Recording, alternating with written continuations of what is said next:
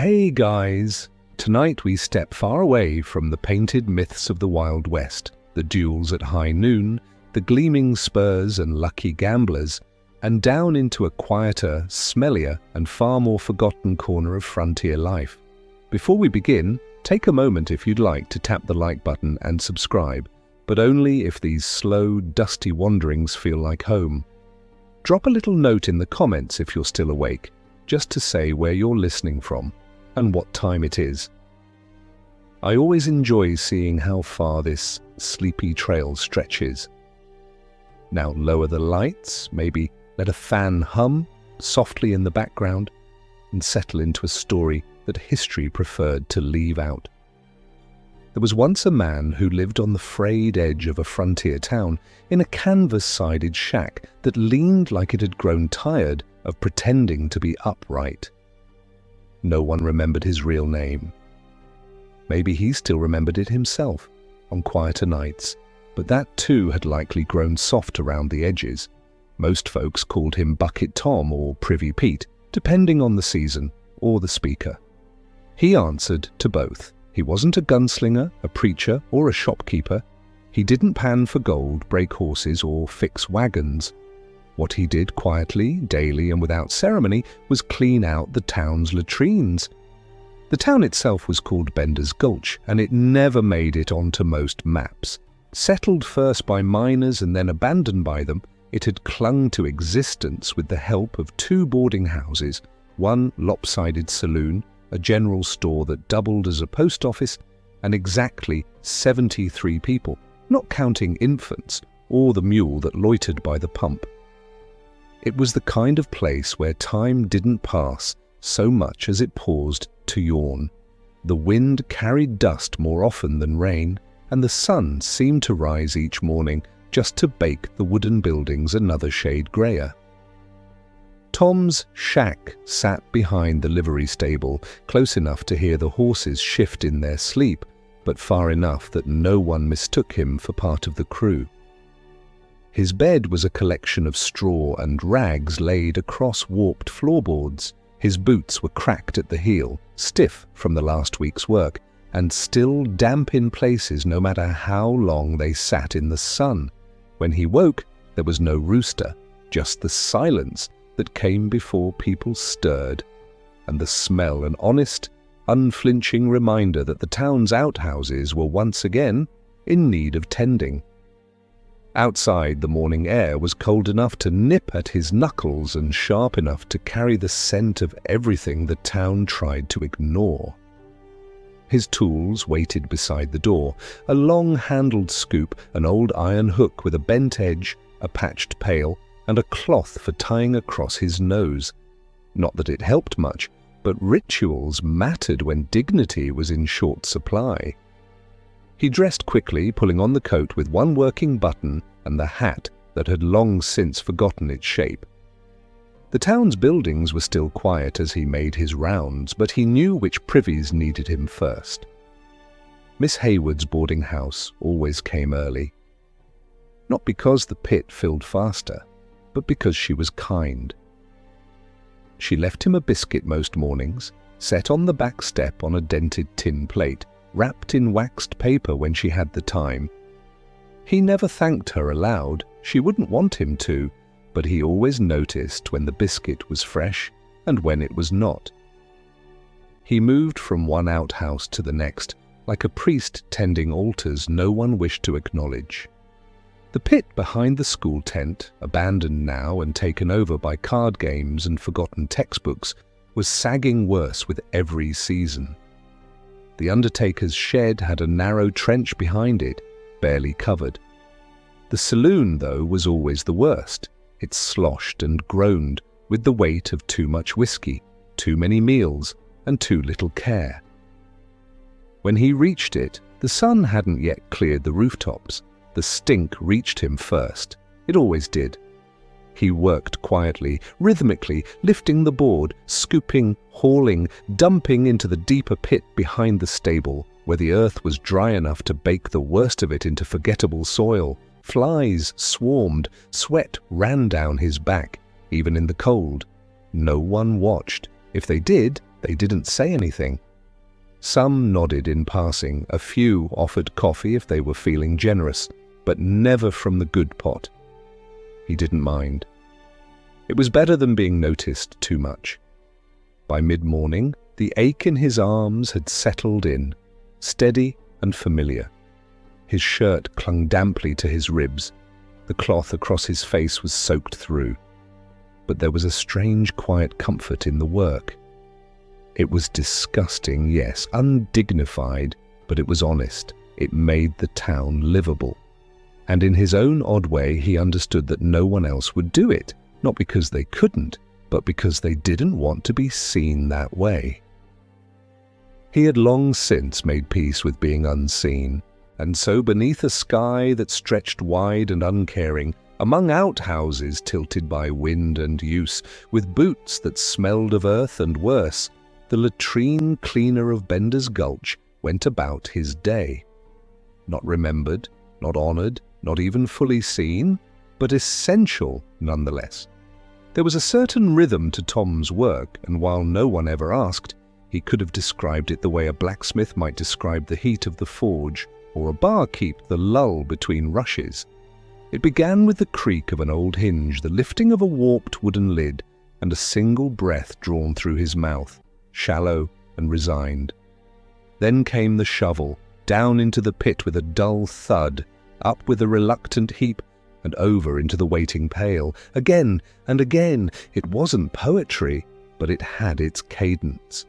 And in a world where time was measured by sunbeams crawling across porch rails and the number of wagon wheels passing through, that rhythm gave his days meaning.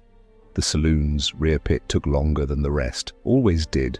The patrons drank cheap spirits by the bucket and ate greasy meat that did more damage going out than it did coming in. They didn't think about where it all ended. Why would they? That was Tom's concern. This particular outhouse leaned at an alarming angle, its back wall bowing from last summer's rain, and a winter freeze that had split more than just timbers. Tom knew it would collapse eventually. He'd warned the barkeep once, but was waved off with the kind of smirk that said, "If it ain't happened yet, it ain't happening soon."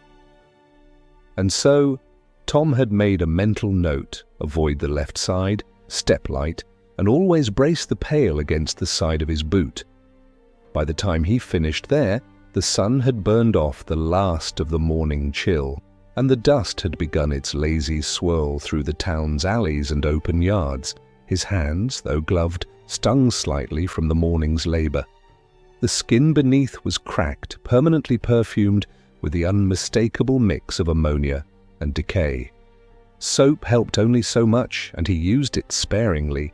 Bars were expensive, and the good ones were reserved for the general store owner and his wife. Tom made do with leftover slivers or ash-rubbed scrubs when he had the time. More often, he simply rinsed his hands in the creek beyond the last stable post, a place where the water moved slow but still clear enough to reflect the sky. It was near that creek, just past the cluster of leaning cottonwoods, that Tom sometimes sat between rounds. Not to rest exactly, there was always another pit, another complaint, whispered by a boarding house matron who didn't want to say the words out loud, but to let the world slow around him. There he would remove his gloves, lay them beside the battered pail, and stretch his legs in the sun. He would watch the current move over rocks worn smooth by older hands and older stories. Sometimes a hawk passed overhead.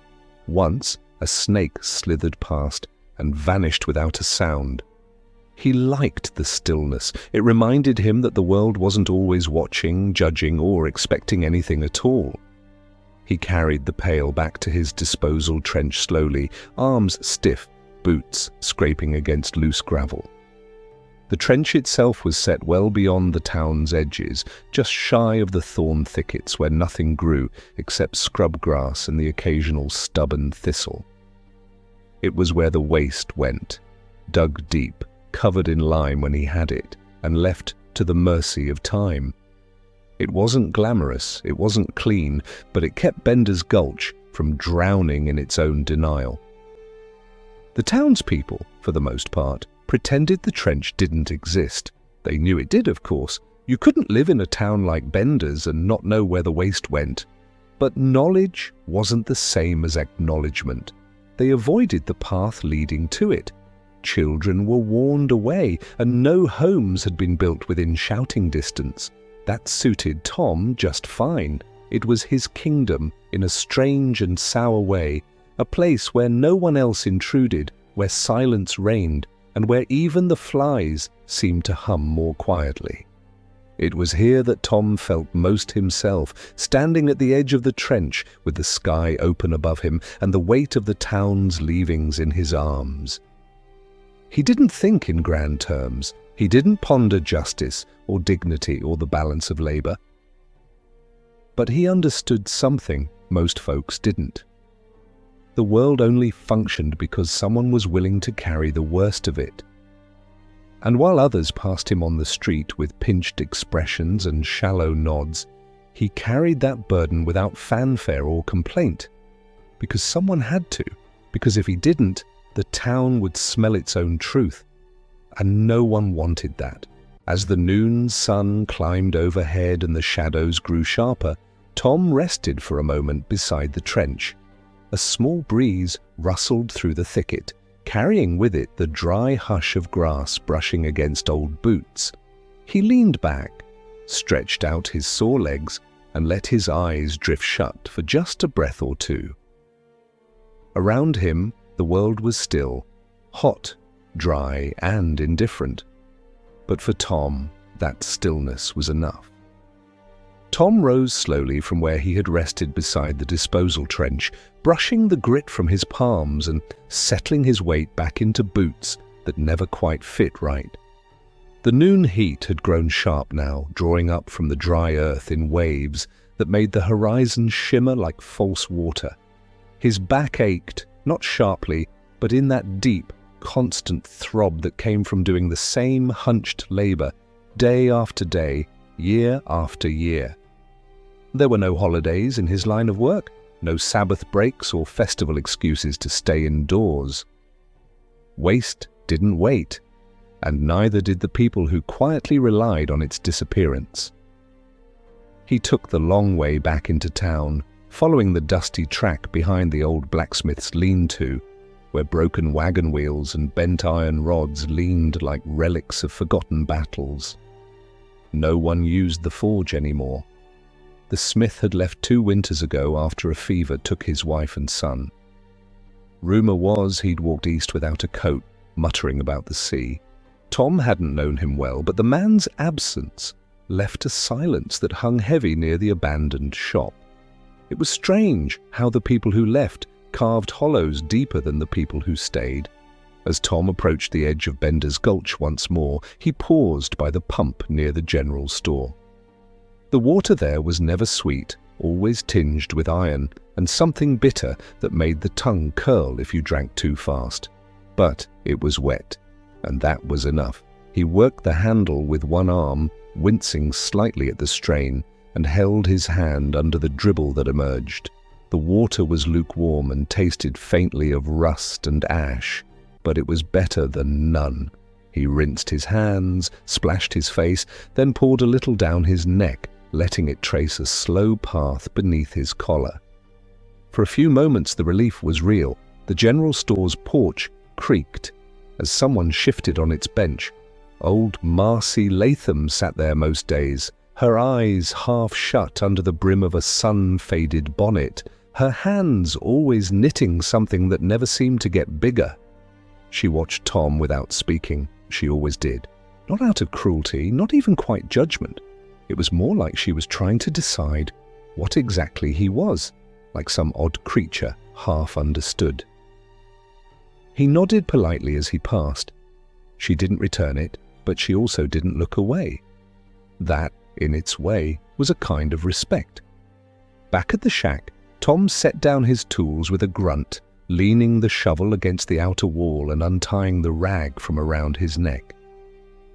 He peeled off his coat and shirt slowly, each movement deliberate, as if unwinding not just cloth, but the weight of the town itself. Inside, the air was stale, warmed by the sun through the canvas roof, and thick with the smell of sweat, earth, and days stacked too tightly together. He drank from a dented tin cup, the water murky from the barrel, but wet enough to count. There was no meal waiting. He didn't expect one. Meals came when he had coin left over from soap and lime, and the occasional pair of socks. Today, he had enough for half a loaf if the storekeeper was in a forgiving mood. If not, he'd chew dried root and dream of stew. The afternoon brought another round, this time toward the eastern edge of the settlement, where the ground grew stonier and the houses leaned lower to the ground, as though trying to hide.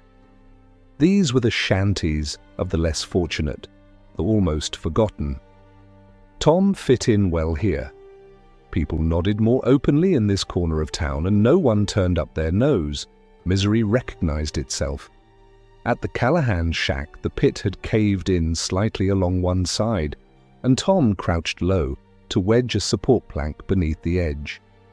Mrs. Callahan hovered nearby, her arms crossed tight over her chest. She was missing 3 teeth and had a scar across one brow, but her eyes were sharp and her voice firm when she asked if he could fix it well enough to last until next pay. He nodded once, without looking up. He'd do what he could. There was never enough wood, never enough nails. But there was always enough waste. As he worked, a child peeked out from behind the doorway, thin arms, wide eyes, barefoot. The child didn't speak, just stared. Tom didn't wave, didn't smile. He simply kept working. Children learned early to watch without speaking, especially in Bender's Gulch, especially near the bottom. The sun dipped lower as the day wore on, casting long, crooked shadows across the yard. By the time Tom finished patching the pit and hauling out the worst of it, his back screamed with each step, and his palms had started to blister again beneath the gloves. He didn't complain. Complaining changed nothing. Instead, he stood for a moment, catching his breath, watching the dust settle in golden slants across the town like a quiet blessing no one had earned. The walk back was slow, the bucket empty but still heavy, as though carrying all the day's glances, whispers, and sidelong dismissals. He passed the saloon again. Laughter spilled through the doors, rough and hollow, full of ale and bravado. No one inside thought about the work done just hours before. No one wondered where their refuse had gone. That was the point, really. They didn't want to know. And Tom, in turn, didn't ask for recognition. He only wanted a quiet place to sit, a warm patch of earth, and the dignity of doing what others would not. As the sun slipped beneath the hills and the sky turned the color of cooled iron, Tom sat once more by the trench. The flies had gone to rest, the wind had stilled. There was peace of a kind in the fading light. A slow, bone-deep quiet that settled over him like a second skin. The town would sleep soon, wrapped in ignorance and quilts. But Tom would stay a while longer, watching the stars, listening to the earth breathe, and knowing in that hush that he had done something necessary. It wasn't noble, it wasn't celebrated, but it was real, and in Bender's Gulch, that was more than most could claim.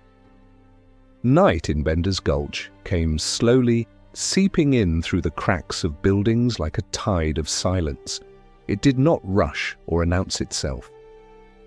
It arrived in stages, first in the lengthening of shadows, then in the turning of shutters, and finally in the soft hush of feet drawing in from porches. For most, this hour meant warmth, the lighting of lamps, the rattle of cutlery, the rustle of quilts shaken out against the evening chill. But for Tom, night meant a second shift of a different kind. It was during these hours that the town exhaled fully, unguarded, and the air, no longer masked by the heat of the day, brought the full weight of its hidden rot to the surface. There were certain outhouses that couldn't be dealt with during daylight, too close to dining rooms or prayer circles, too embarrassing for the owners to acknowledge under the sun. These became Tom's twilight visits. He knew them well, the pastor's home, where the family tried to pretend nothing unholy ever passed through their door. The newly built sheriff's office, still smelling of paint and pride, but already harbouring the same need as every other place. And the corner saloon's ladies' annex, a narrow alley pit hidden behind a plank wall.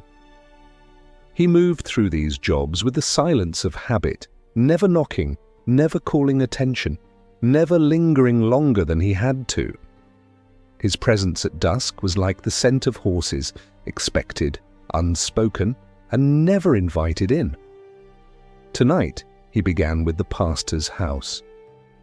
It was perched on a small rise overlooking the rest of town, a pretentious height for a man whose sermons often raged against vanity.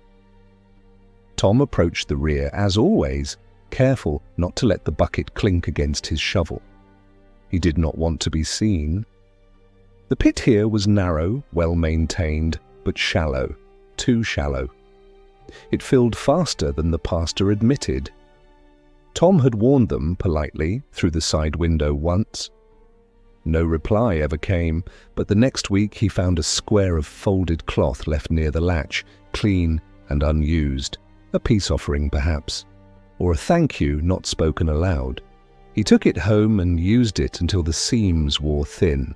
From there he wound his way to the sheriff's place, then the livery, and finally to the annex behind the saloon. This one always stirred something inside him, not emotion, not quite, but a kind of muted sorrow. The women who used that annex didn't belong to the town in the same way others did. They arrived on passing stagecoaches, stayed long enough to be known by whispers, then disappeared again, often without farewells. Their laughter, when heard through the saloon walls, was brittle. Their smiles, when seen on the street, held the same tightness as his own. Sometimes he thought they understood him better than anyone, though they never exchanged words, only glances, and in those perhaps a silent understanding. By the time he returned to his shack, the stars had thickened overhead. The sky, so wide in this part of the world, seemed almost too large to belong to a place so small. He set his tools aside once more, leaned against the shack's doorway, and let the breeze wrap around him. The air was cooler now, edged with the smell of mesquite and distant firewood. Somewhere a fiddle played, off-key and halting. Someone else's story, someone else's room of warmth and company. Tom didn't begrudge them, not anymore. He simply let the sounds drift past him like smoke, familiar but untouchable. Sleep came in fits. His mattress of straw had grown thin, the floor beneath warped with age and weather. He shifted often during the night, chasing patches of comfort that never quite held. Dreams, when they came, were rarely kind. Not nightmares exactly. Just echoes of voices that called him the wrong name, of faces that winced when he passed, of buckets that spilled and left him scrambling in filth. He didn't cry out, there was no one to wake. Only the horses nearby, occasionally shifting in their stalls, the heavy exhale of a mule that knew dawn would bring feed and labour once again. And dawn did come, as it always did, bleeding through the canvas roof with a dusty yellow hue that promised nothing and delivered even less. Tom rose slowly, every joint arguing, every muscle reminding him that the job never truly ended. He dressed without thought, pulled on his boots without socks, and rinsed his face with the last of the barrel water. The morning was quiet, save for the flutter of crows overhead and the soft thump of someone splitting kindling 2 shacks over. His first stop of the day was not a latrine, for once, but the general store. He had 3 coppers saved, wrapped in cloth and hidden in his boot sole. Enough for bread, he hoped. Maybe a sliver of cheese if it was going soft and the shopkeeper was in a generous mood. The bell above the door jingled as he entered, and the air inside was thick with dust and stale flour. Old Mercer behind the counter gave him a nod, not warm, but not dismissive either. They had an agreement, Tom and Mercer. He paid. Mercer sold. No small talk, no charity.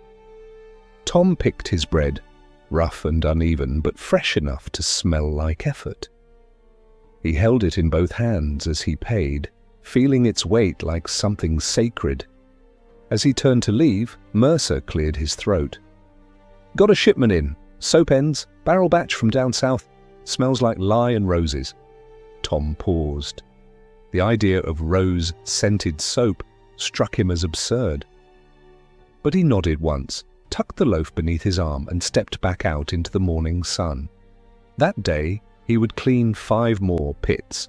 One behind the schoolhouse where rats sometimes skittered beneath the boards, one near the freight office where travellers left behind more than just dust, and one behind the home of the midwife who, unlike most, always offered him water and a quiet "thank you." Her eyes never looked away, and for that he respected her deeply. By dusk his hands would be raw again, his back bowed, and his face streaked with dust and effort. But in all that, there was a rhythm, a place, a purpose. He was not honoured, not cherished, but he was essential. And somewhere deep beneath the soil of Bender's Gulch, beneath the boards and the shame and the silence, his work held the town together in ways no one dared speak aloud. Evening again, and the town breathed in reverse. Windows drawn shut, lanterns flickering alive, voices low behind thin walls. For most, this was the hour of supper, of biscuits and stew and half-hearted grace murmured over chipped bowls. But for Tom, this was the time when the world loosened its belt and let out the breath it had held all day. He could feel it in the air, the way footsteps dragged instead of marched, the way chairs creaked slower on the boarding house porch. Everything softened, even the dust, the light, the noise, the urgency. All of it shrank down, made room for reflection. Tom didn't reflect much. He wasn't a thinker in the way that wrote letters or talked about dreams. But even a man who lived among outhouses and pits came to moments that asked for stillness. He stood beside his shack now, bread crust in hand, listening to the wind comb through the brush, and wondered, briefly, what it would have been like to have lived differently. Not better, just elsewhere. Somewhere with trees. Somewhere with rain. That night, after finishing his last pit behind the bakery, a squat brick room that smelled better than any part of town deserved, Tom walked past the old church ruins, not the ones still in use near the centre of town, but the original clapboard frame on the hill's edge, abandoned after the fire some years back. It had no roof, just beams like broken ribs poking at the sky. Most avoided it now, calling it cursed or bad luck. But Tom felt drawn to it in ways he didn't understand. Maybe it was the quiet. Maybe the fact that no one else went there. Or maybe, deep down, he liked being surrounded by ruins. It made his own life feel less alone in its condition. He paused at the doorway, or what remained of it, and stepped inside. The floorboards were cracked and splintered, the pews long since dragged away for firewood, but the space still held a hush that wrapped around him like a wool coat. He sat cross-legged on the dirt where the altar used to be and listened. Not for God, not even for answers, just for the sound of wood settling and nightbirds calling and the dry, crumbling sigh of a structure slowly losing itself to time. In that hollowed place, memories came easier than they did anywhere else. They slipped in through the rafters with the moonlight, uninvited but undeniable. He remembered his father, not clearly, more in fragments. A voice too loud in the mornings, hands calloused and quick, and a belt that hung from a nail beside the door. Not cruel, not kind, just tired, always tired. His mother had left early. He didn't know where, and no one had ever said. Folks whispered about train tickets and distant cities, but Tom had been too young to ask and then too old to care. What he remembered most wasn't a face or a farewell, but the smell of her hands when she baked bread, something like flour and oil and ash. It came to him now, sitting among the remains of an old church, and for a moment it made the back of his throat ache. He didn't cry, not here, not anymore, but the memory lingered long after he stood up and dusted off his coat. The walk back to his shack was silent, the path lit only by stars and the occasional flicker from an oil lamp inside someone else's home. He moved like a shadow past windows where silhouettes leaned close, over books, over card games, over bowls of stew.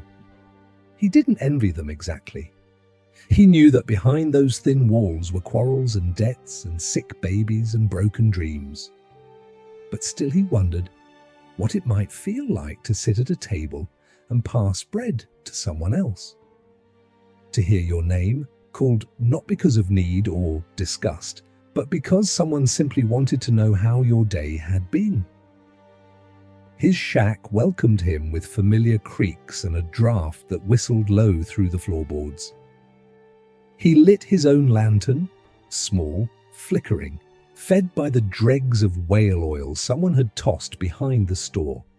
Its light cast crooked shadows along the canvas walls, and in their dance, Tom saw shapes that felt almost like company. He lay down slowly, one boot still on, and stared at the ceiling. Somewhere beyond the town's edge, coyotes cried into the wind.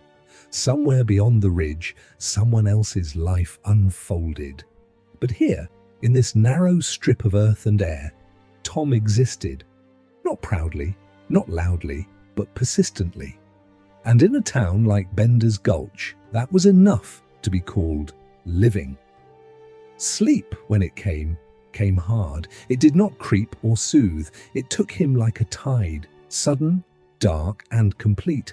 And in that sleep, he dreamed not of outhouses or trench pits, but of a narrow stream running through green grass, cool water flowing over bare feet, and bread warm from an oven he had never seen. He did not smile in his sleep, but he did rest, and in this life, that was its own kind of miracle. Morning returned to Bender's Gulch, with the same reluctant light it always brought, casting pale streaks across the town like brush strokes made by a tired hand.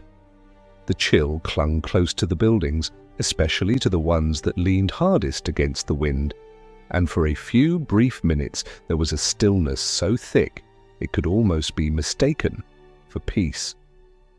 Then a door slammed, a mule brayed, and the settlement shook itself back into the tired rhythm of another day.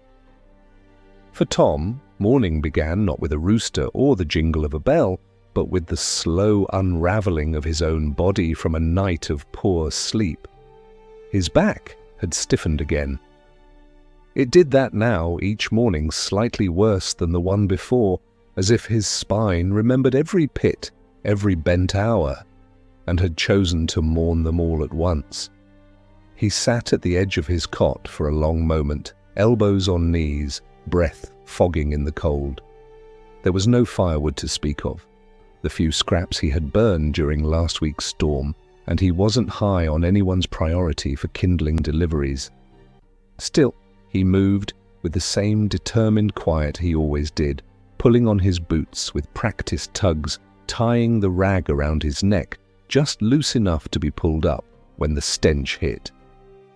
There was bread left, half a heel, dry but edible. He chewed it slowly as he stepped outside, letting the sun warm the tops of his ears and light up the dirt path like a thread pulling him back toward his thankless kingdom. Today's rounds would take him southward, toward the wagon yard and the long stay camps that sprang up around it. These weren't townsfolk, not truly, just men and women caught in transit, passing through or getting stuck while chasing dreams farther west. They pitched canvas tents between boulders, tethered mules to low shrubs, and shared thin soup from dented pots.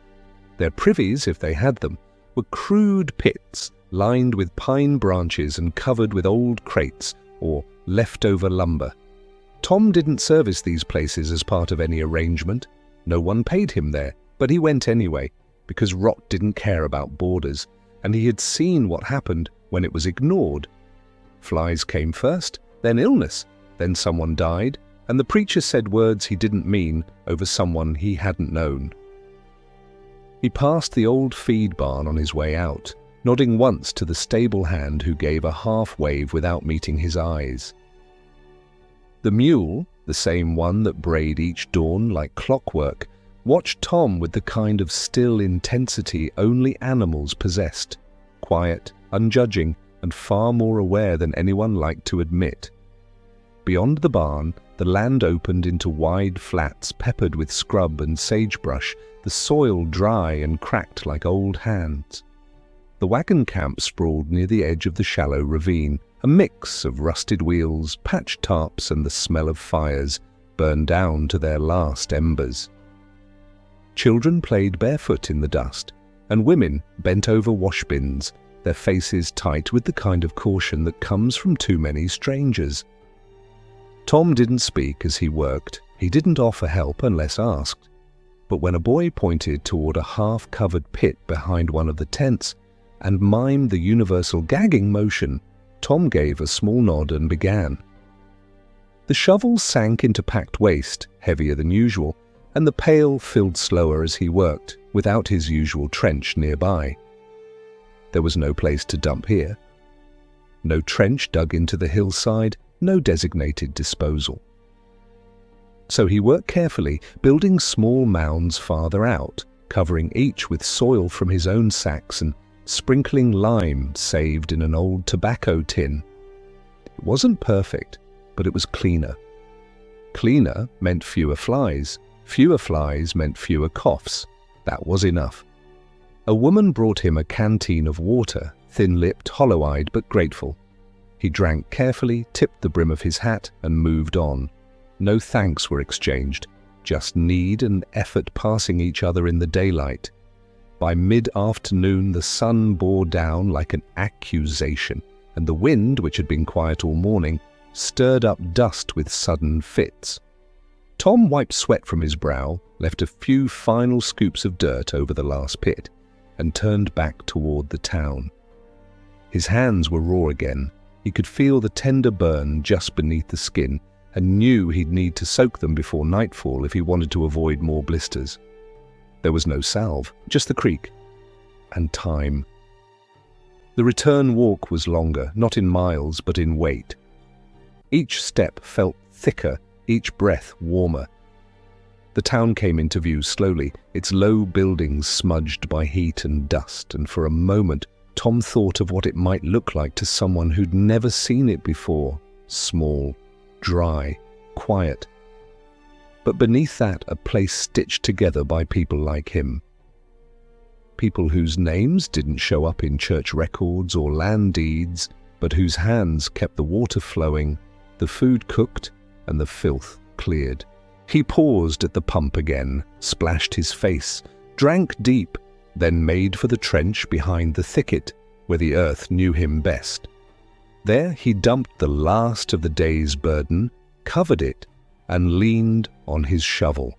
The light had gone soft again, the sun tipping down toward the far ridge. A bird called once from somewhere he couldn't see, and the breeze carried the faintest scent of honeysuckle, rare this late in the season. And as the shadows stretched long across the trench, Tom did what he always did when the work was done. He stood still. Not because he needed rest, but because there was no rush to return to silence. The town would sleep again, and tomorrow, when the sun cracked open the same old sky, it would be waiting, full of whispers, full of waste, full of things no one wanted to see. But he would see them. He always did. Tom rarely spoke more than a few words to anyone in a day, and those who did exchange words with him never learned much. He wasn't mysterious in the romantic sense. There were no legends of his past, no whispered tales of violence or lost fortune trailing behind him like smoke. He simply was present, unassuming, invisible, in the way only those beneath notice truly become. It wasn't that he had no story, every man did, it was just that no one had ever cared to ask, and Tom had long since forgotten how to tell it. Whatever pages might have existed had been swept away by time, weather, and the relentless rhythm of a job that left no room for reminiscence. In a town like Bender's Gulch, survival erased personality. The man who cleaned the waste pits didn't need a backstory. He just needed to show up. But there were traces if one looked closely. Quiet marks of memory, not quite buried. There was the way Tom paused when he passed the North Ridge Trail, the one that wound up toward the canyon where miners had once searched for copper. He never climbed it, never even veered close, but his eyes always lingered a moment too long, as if trying to measure some past step left behind. There was the tin locket, dented and rusted, that he carried wrapped in a cloth at the bottom of his sack, not worn, not shown, but kept nonetheless. And then there were the songs he sometimes hummed while hauling buckets, wordless and low. Old melodies that no one else in Bender's seemed to know. Songs from somewhere east, perhaps, or further back than that.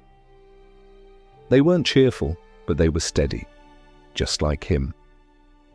One afternoon, as he was scraping muck from a pit behind the old telegraph post, a place barely used anymore since the line had gone silent, he heard a child's voice from behind the fence. It was small, curious, the sort of voice that hadn't yet been taught what not to ask. "Mister," the child said, "why do you always wear that cloth on your face?" Tom paused, shovel mid-air, the weight of the question heavier than the pail he was hauling.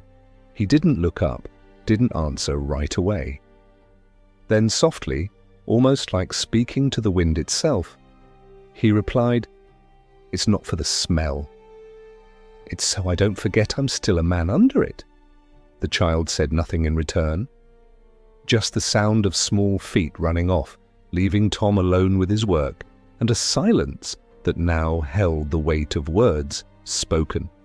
It wasn't often he broke the routine, but once every few months, when the moon was right and the winds came up from the south, carrying the scent of juniper and distant fires, Tom would walk the length of the town, after sundown, all the way from the boarding house lane to the dry creek bend near the cactus grove. He didn't do it to be seen, quite the opposite. He did it because, under moonlight, the world blurred just enough to feel different. The buildings didn't seem so tired, the roads not quite so broken. The privies vanished in shadow, and the scent of waste was replaced by cool dust and nightbirds. For a few brief hours, the town was a different place, and he, by extension, could pretend to be a different man. During one such walk, he passed the small graveyard on the southern edge, where markers leaned like old men in conversation. Most were unmarked, or else the carvings had faded, wind-worn names of people who had once dreamed of gold, love, or escape, now settled permanently beneath dirt and forgetfulness. Tom stood by the gate and let his fingers brush the splintered wood. He didn't enter, not out of fear or reverence, but because he wasn't yet ready to share space with them. He still had pits to clean, after all. And until that job was done, he belonged to the living, however quietly. The next morning, the town was in a stir. A traveling preacher had arrived, on foot no less, dusty and red-faced, pulling a cart behind him with one broken wheel and a cross lashed to the side with twine. He was young, far too young to have seen much, but he spoke loudly and with practiced passion, declaring that sin ran thick through the veins of this town, and that God would soon send fire or famine unless they straightened their ways. Tom listened from the alley as the man shouted near the post office porch, The townsfolk gathered not out of belief, but because nothing else was happening. The preacher's eyes swept the crowd and landed briefly on Tom, then slid off as if the sight of him disrupted the rhythm of holy words. That was fine. Tom had no use for fire or thunder, only water, only wood, only quiet. Later that day, when Tom stopped by Miss Hayward's back door, there was no biscuit waiting, a rare miss. He checked twice, not out of greed, but out of hope. She had always remembered before. Maybe she was sick, maybe she had forgotten, or maybe the preacher's words had made her hesitate, made her wonder if kindness to the waste cleaner meant spiritual compromise. Tom didn't hold it against her. He understood how quickly people clung to new voices when they were afraid. Instead, he wiped his hands, adjusted his coat, and moved on to the next pit. The smell reminded him nothing had changed. That evening, a soft rain fell, unusual and quiet, more mist than storm. It darkened the dirt roads and softened the edges of buildings, turning the town into a watercolor painting of itself. Tom stood in it a long time, letting the droplets gather on his hat brim and trickle down his cheeks. The rain couldn't cleanse him, not really. The stink of his work ran deeper than skin. But it felt good, it felt like something trying, however feebly, to touch him kindly. He walked back to his shack without hurrying, letting the rain do what it could. That night, sleep came gentler. The dream was the same. Bare feet in a clear stream, warm bread, a voice singing from behind a wall he couldn't see over. And just before waking, a moment of stillness so complete it felt holy. The kind of silence no sermon could match. By the time a man like Tom had spent a decade cleaning up what others left behind, he came to understand the town better than those who claimed to run it. He knew who ate too much, who drank themselves sick, who suffered from ulcers or spoiled meat, or worse. He could trace the flow of illness weeks before the apothecary caught on, just by the consistency of what he hauled and where. He knew which houses used newspaper for wiping and which had managed to find soft cloth or, rarely, store-bought rolls. He could identify meals by smell alone: beans, pork, rotgut whiskey, all of it etched into his memory in layers so subtle they would have escaped even the most observant schoolmaster. The latrines told stories no one wanted to hear, but he heard them. He bore witness to them daily, silently, reverently. And in doing so, he understood the town not as it wished to be seen, but as it truly was. This knowledge didn't grant him power, quite the opposite. It isolated him further. People didn't want to be known in that way. They wanted to be known for the way they danced at socials, for the neatness of their fences, for the hymns they sang in church. Not for the stink they left behind after a bad batch of stew or a nervous evening visit to the outhouse. Tom carried these truths alone, not because he chose to, but because no one else could. And in time, that burden became something almost sacred. Filthy, yes, but sacred all the same. A grim form of stewardship over the town's most intimate failures.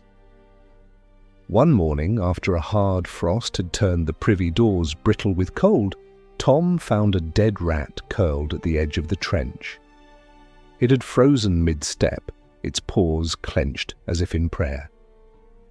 He looked at it a long while before gently scooping it into a cloth and walking it far out past the ravine.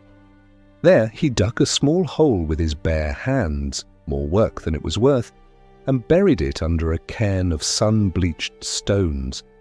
It wasn't kindness exactly, more habit. Everything deserved a little space of its own, even a rat. Later that day, he passed 2 women by the well who drew back as he neared. One muttered something sharp beneath her breath, loud enough to sting but quiet enough to deny if pressed. Tom didn't flinch. He had heard worse. Years ago, when he'd first taken up the shovel, he used to react. His shoulders would tighten, his jaw would clench. Now he barely blinked. The words bounced off him like rain on tin. He walked on, letting the dust swallow their whispers. But that same afternoon, something different happened. A boy, not more than 7 or 8, followed Tom for nearly half a block. He didn't say anything, didn't laugh or mock, just walked behind him watching. Finally, Tom stopped and turned. The boy froze.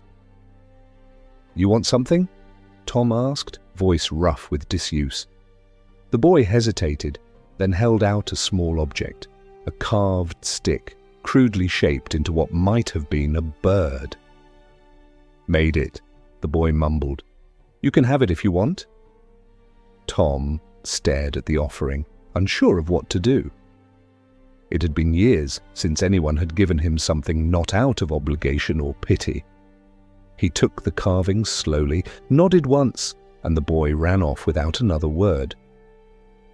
Tom slipped the bird into his pocket. That night he placed it beside the dented tin locket beneath his bedding. As the week wore on, the preacher's voice began to fade from the streets. The townsfolk had grown tired of his thunder. His promises of fire hadn't come to pass, and no one wanted to give up poker or gossip or the occasional backroom dance. He left quietly one morning, wheels of his cart squeaking beneath the weight of unsold pamphlets. Tom watched him go from behind the livery, invisible as always. The town didn't change after his departure. It rarely changed for anyone. But there was a brief hush like the settling of dust after a long wind. One evening, Miss Hayward left not just a biscuit, but a tin of jam beside it. Peach, faintly sweet. Tom sat on the back step and ate it slowly, savouring each bite like a man tasting colour. It reminded him of something distant and long gone, maybe a festival, maybe a time before the shovel. He didn't know, but the warmth in his chest lingered long after the taste had faded. As autumn crept in, the wind turned sharper and the nights colder. Tom patched his shack with scraps of canvas and waxed paper, trying to hold back the bite. Inside, he tucked his tools in closer, wrapped his feet in old flour sacks and lit the last of his stolen candles.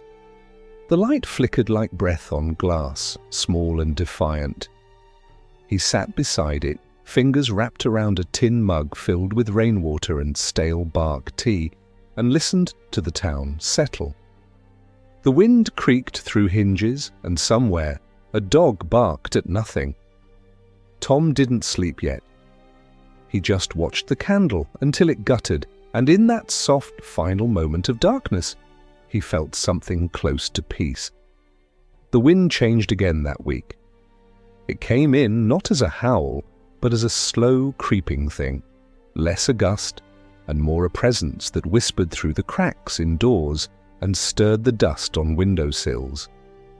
In Bender's Gulch, everyone noticed when the wind shifted. It brought more than weather.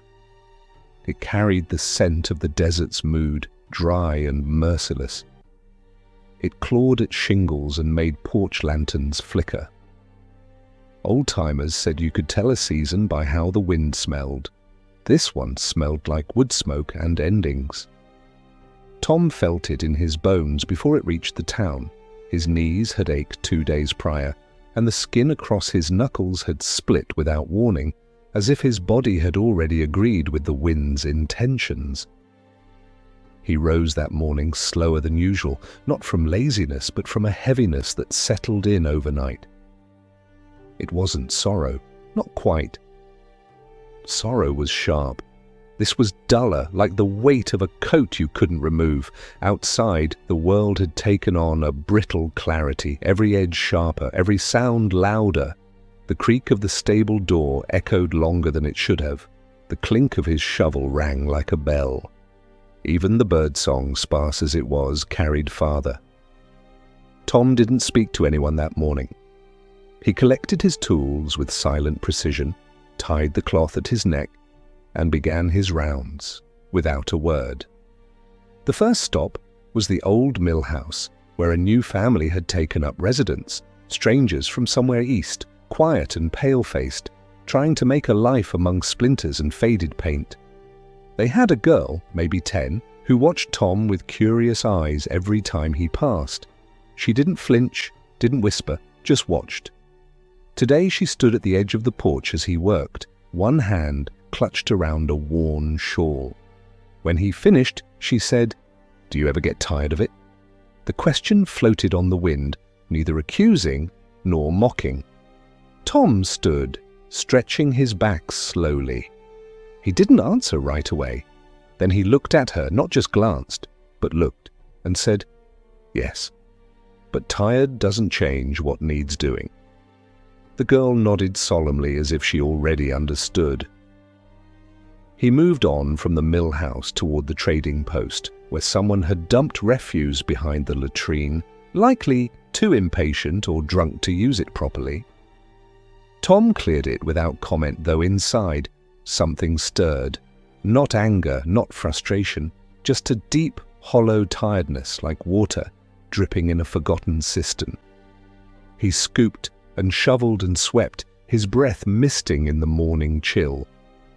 The scent clung to him now, even more than usual. The cold trapped it close, wrapped it around him like a second coat.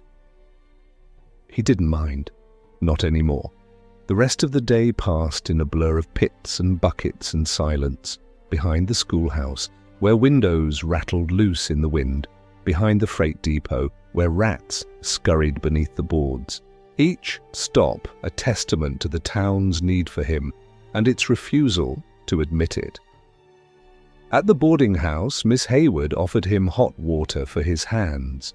He accepted with a nod, soaking them in the metal basin she left by the back step. The steam rose slowly, smelling faintly of lemon and wood ash. He closed his eyes and let it rise around him, a rare kindness he didn't try to explain. That evening, the wind picked up sharply, sending bits of paper skittering down Main Street and rattling loose shutters until the town felt alive with movement. People shut their doors early. Lamps were lit sooner than usual. Inside his shack, Tom huddled beneath his patched quilt, the warmth barely holding against the draft that pushed in through the seams. He pressed the little carved bird into his palm, its edges smoothed by his fingers over the days. It felt almost like company. He thought of the child who gave it to him, wondered if he still remembered that moment, or if it had already faded behind other distractions. Tom wouldn't forget, not anytime soon. As he drifted towards sleep, the wind moaned against the canvas walls, not violent but persistent. A voice without language. He imagined just for a moment that it was speaking to him, telling him that the world still turned, even for those no one saw. That work done without thanks was still work that mattered. That a man, even one who spent his life ankle-deep in what others cast off, could still be worthy of memory. He didn't smile, but he breathed a little easier. And in that breath, he slept. The next morning arrived with a silence so complete, Tom thought for a moment that the world had stopped. No wind, no creaking from the stables, no barking dogs, just the muted stillness of a town holding its breath. It was the kind of quiet that came only after something had changed, not loudly, not suddenly, but like the shifting of a rock deep underground. He rose slowly, pulling the quilt tighter around his shoulders as he sat upright on the edge of his cot. The air was colder than it had been in weeks, sharp and dry, and the canvas walls of his shack fluttered not with wind, but with a kind of tension, as if bracing for news. Tom lit a small stub of candle left from the week before and warmed his hands above it, though the flame barely fought the cold. His boots had stiffened again overnight, and it took him longer than usual to work them over his heels. Outside, the ground crunched faintly underfoot. Not snow, not yet, but a rime of frost that turned the dirt pale and brittle. He gathered his tools without thought, the motions muscle-worn and memorized, and began his walk into town. Near the post office, two men stood talking in low voices, their breath steaming in the morning air. They glanced up as Tom passed but said nothing, only nodding curtly before resuming their hushed tones. It was a small thing but unusual. Normally no one even acknowledged him unless necessity demanded it. The nod meant something, though Tom didn't know what. Perhaps just respect. Or maybe, more likely, discomfort they didn't know how to dress with words.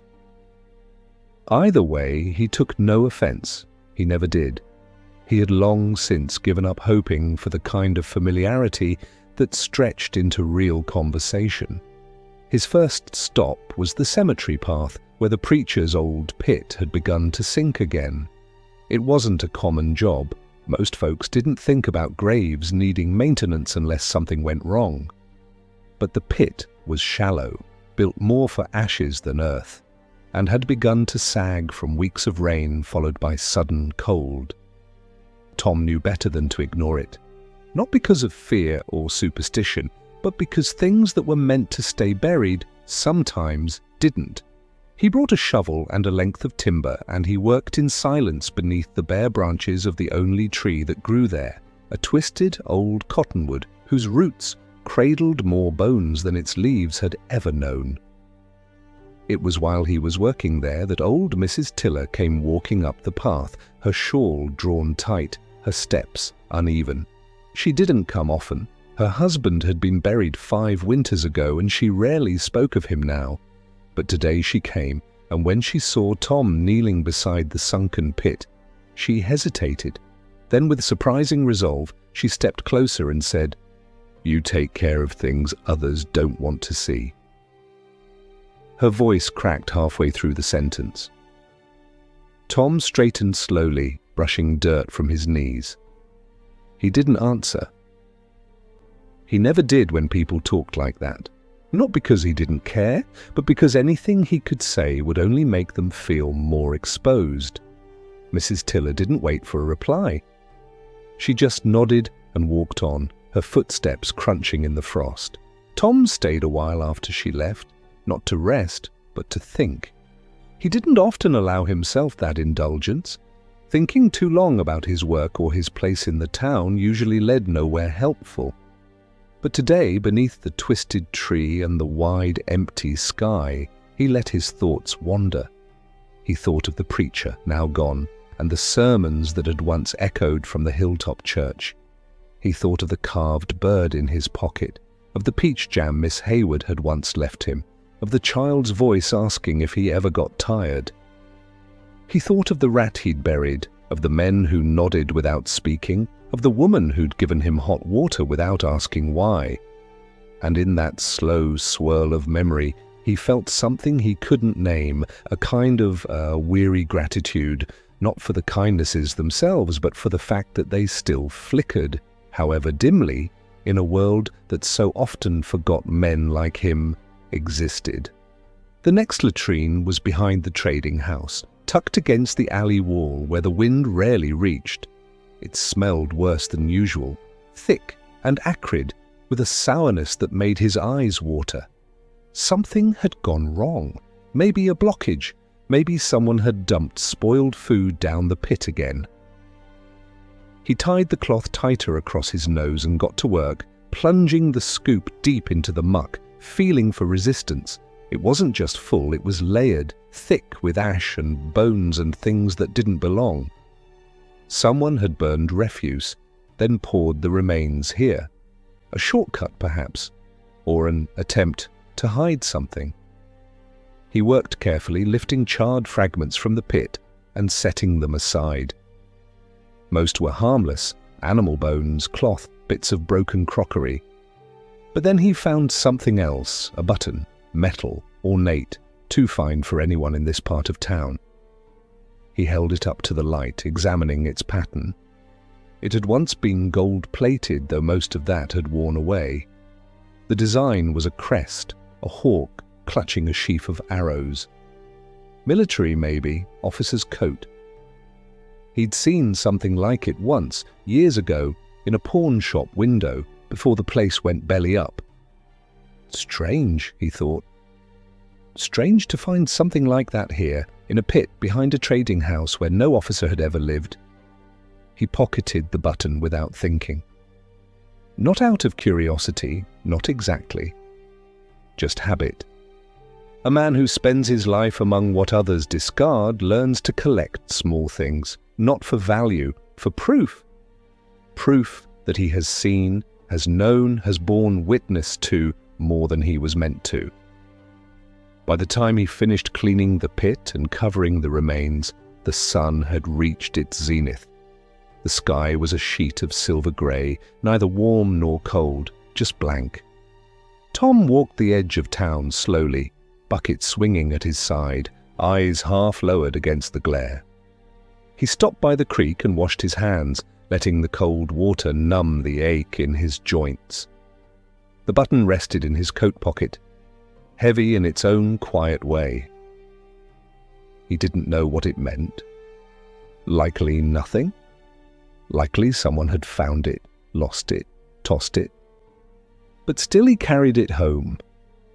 That night, as he sat beside the dying coals of his small stove, he placed the button beside the carved bird and the locket. A strange trio resting on a worn scrap of flannel like relics in a chapel.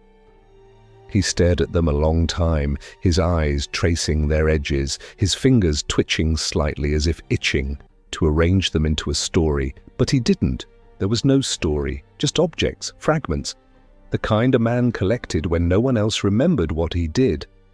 And as the wind returned to whistle softly through the town once more, Tom leaned back, closed his eyes, and let the night hold him. Quiet, anonymous, but not entirely forgotten. The first snow of the season came without warning, as it often did in the high borderlands of the dry frontier, falling not in graceful flakes, but in a slow, stubborn descent that seemed more like ash than ice. It dusted the rooftops of Bender's Gulch like powdered sugar on stale bread, giving every sagging shack and leaning fence post the illusion of grace. By morning, the air had turned sharp enough to draw blood from a lip cracked by sleep. Tom woke to find the world outside his canvas walls silenced, the usual groans of the wind muffled under a thin white shroud. The cold sat heavy inside his lungs, and he wrapped his coat tighter before unlatching the door, boots thudding softly into the snow that had drifted along his stoop. It was a different town under snow, not gentler, never that, but quieter. Even the most talkative residents moved slower now, their words puffing out in cloudy sighs that vanished before they reached listening ears. The work didn't stop for weather. Waste froze, yes, but it also piled. Tom's shovel struck the earth with a hollow clang as he made his way to the first pit behind the grain co-op, now iced over like a cruel secret. He cracked the surface with the handle's blunt end and scooped the crusted mass free, the cold driving pain into his knuckles that burned sharper with every swing. Steam rose in thick coils from the disturbed trench, and for a moment it looked like the ground was breathing. The cold brought different problems: splintered boards, locked hinges, icy steps that turned shovels into weapons if dropped wrong. The privy behind the school had frozen shut, and Tom spent nearly an hour prying it open with an iron bar and muttering low curses under his breath. When it finally gave, the hinge snapped clean off, sending the door clattering sideways into the snow. He left it leaning against the side of the shed and got to work. There was no one to complain, and the children would be too busy pressing their hands to frost-bitten windows to notice. He worked quickly, hands numb, breath laboured, every motion dulled by the cold's quiet theft. But not everything was harsher in winter. The scent, usually sharp and impossible to ignore, faded beneath the chill. The flies disappeared entirely. And the town, perhaps without realising it, treated Tom with a little more humanity in the snow. Hot water was left for him without request.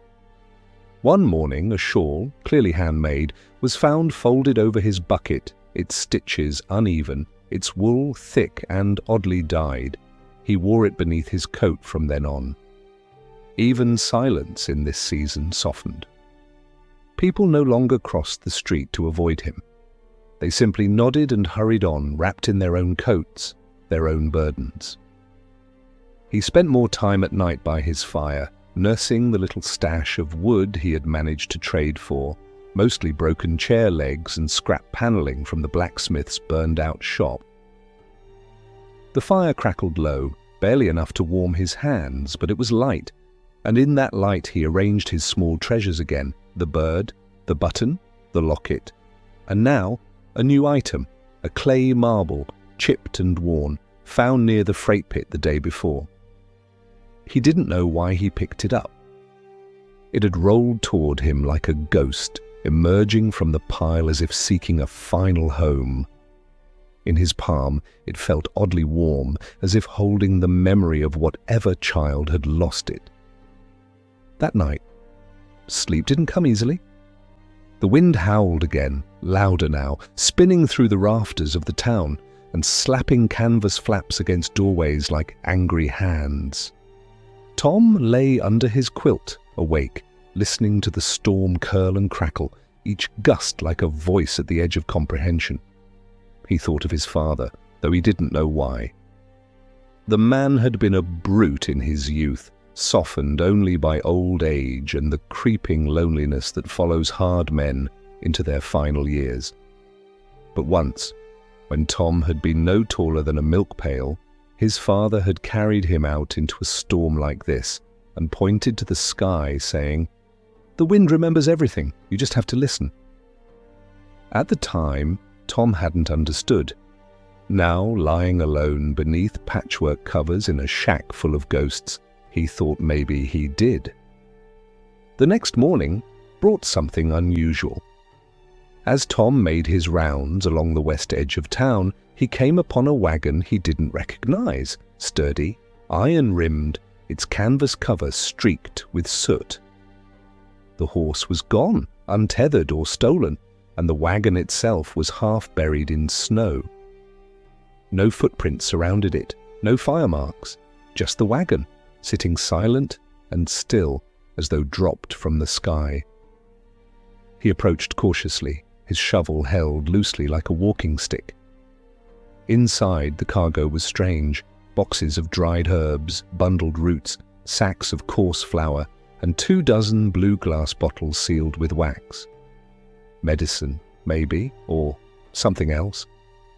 There was no sign of the driver, only a scarf, frozen into the shape of a man's throat still looped over the bench rail. He said nothing about the wagon to anyone. The town would find it eventually, and when they did, it would be picked apart like everything else. Claimed by those who spoke loudest, shared if they felt generous. Tom took only a single bottle, its contents unknown, the glass smooth and cool in his hand. He didn't open it, just carried it back to his shack and placed it beside the others.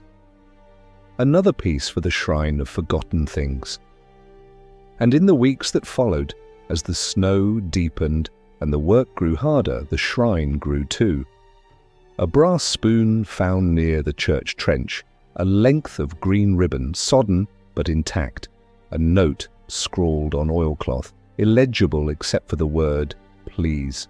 Each item cleaned, dried, kept, not because they mattered in themselves, but because they had been discarded. And Tom, more than anyone, knew the weight of what was left behind. Bender's Gulch was not a place built for memory. It was not old enough to be proud, nor young enough to believe in transformation. It was simply there, like a knot in the wood of the world, stubborn and uncarved, held together by dust and inertia.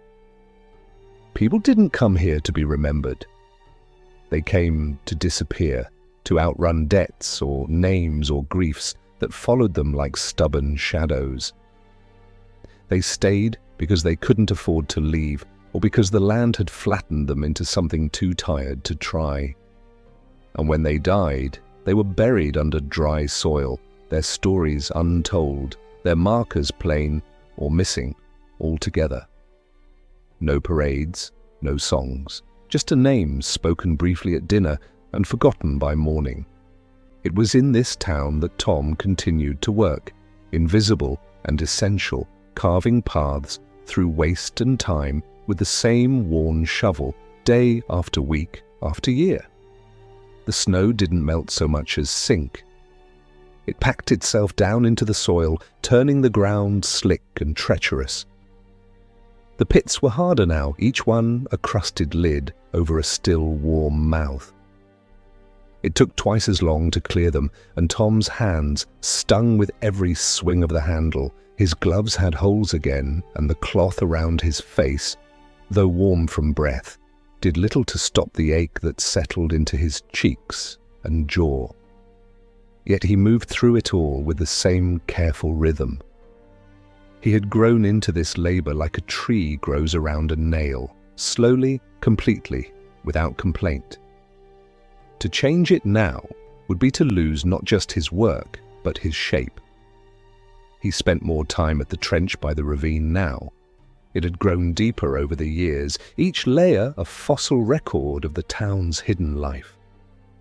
Tom knew it better than anyone, where the clay ran closest to the surface, where the soil drained quickest, where the tree roots curved just wide enough to avoid. He dug with memory as much as with muscle, and in that trench he found a strange kind of peace. No one came to bother him there, no preacher with promises, no sheriff with questions, just the wind and the flies, and now in winter, not even them. One afternoon, while hauling a full bucket from the freight yard, Tom slipped. The snow had iced thinly over the slope leading down from the depot, and his boot found no grip. He landed hard on his side, the bucket tipping, its contents sloshing warm against the snow. He didn't curse or groan, just lay there a moment, watching his breath curl above him in the air.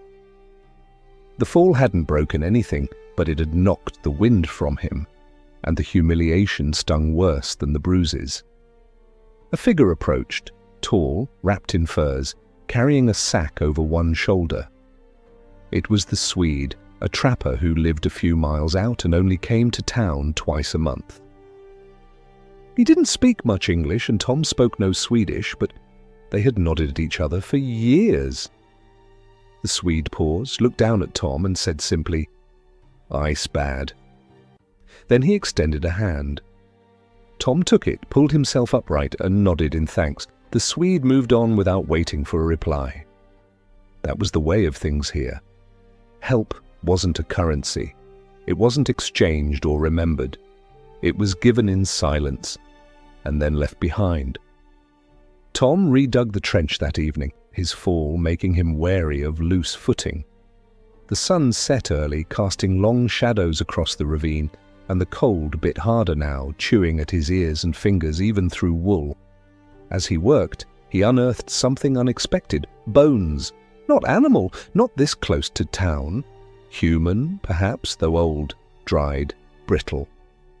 He paused, kneeling in the half-dug hole, brushing away soil with the care of someone handling something sacred. A partial jaw, 2 teeth intact, a shard of rib.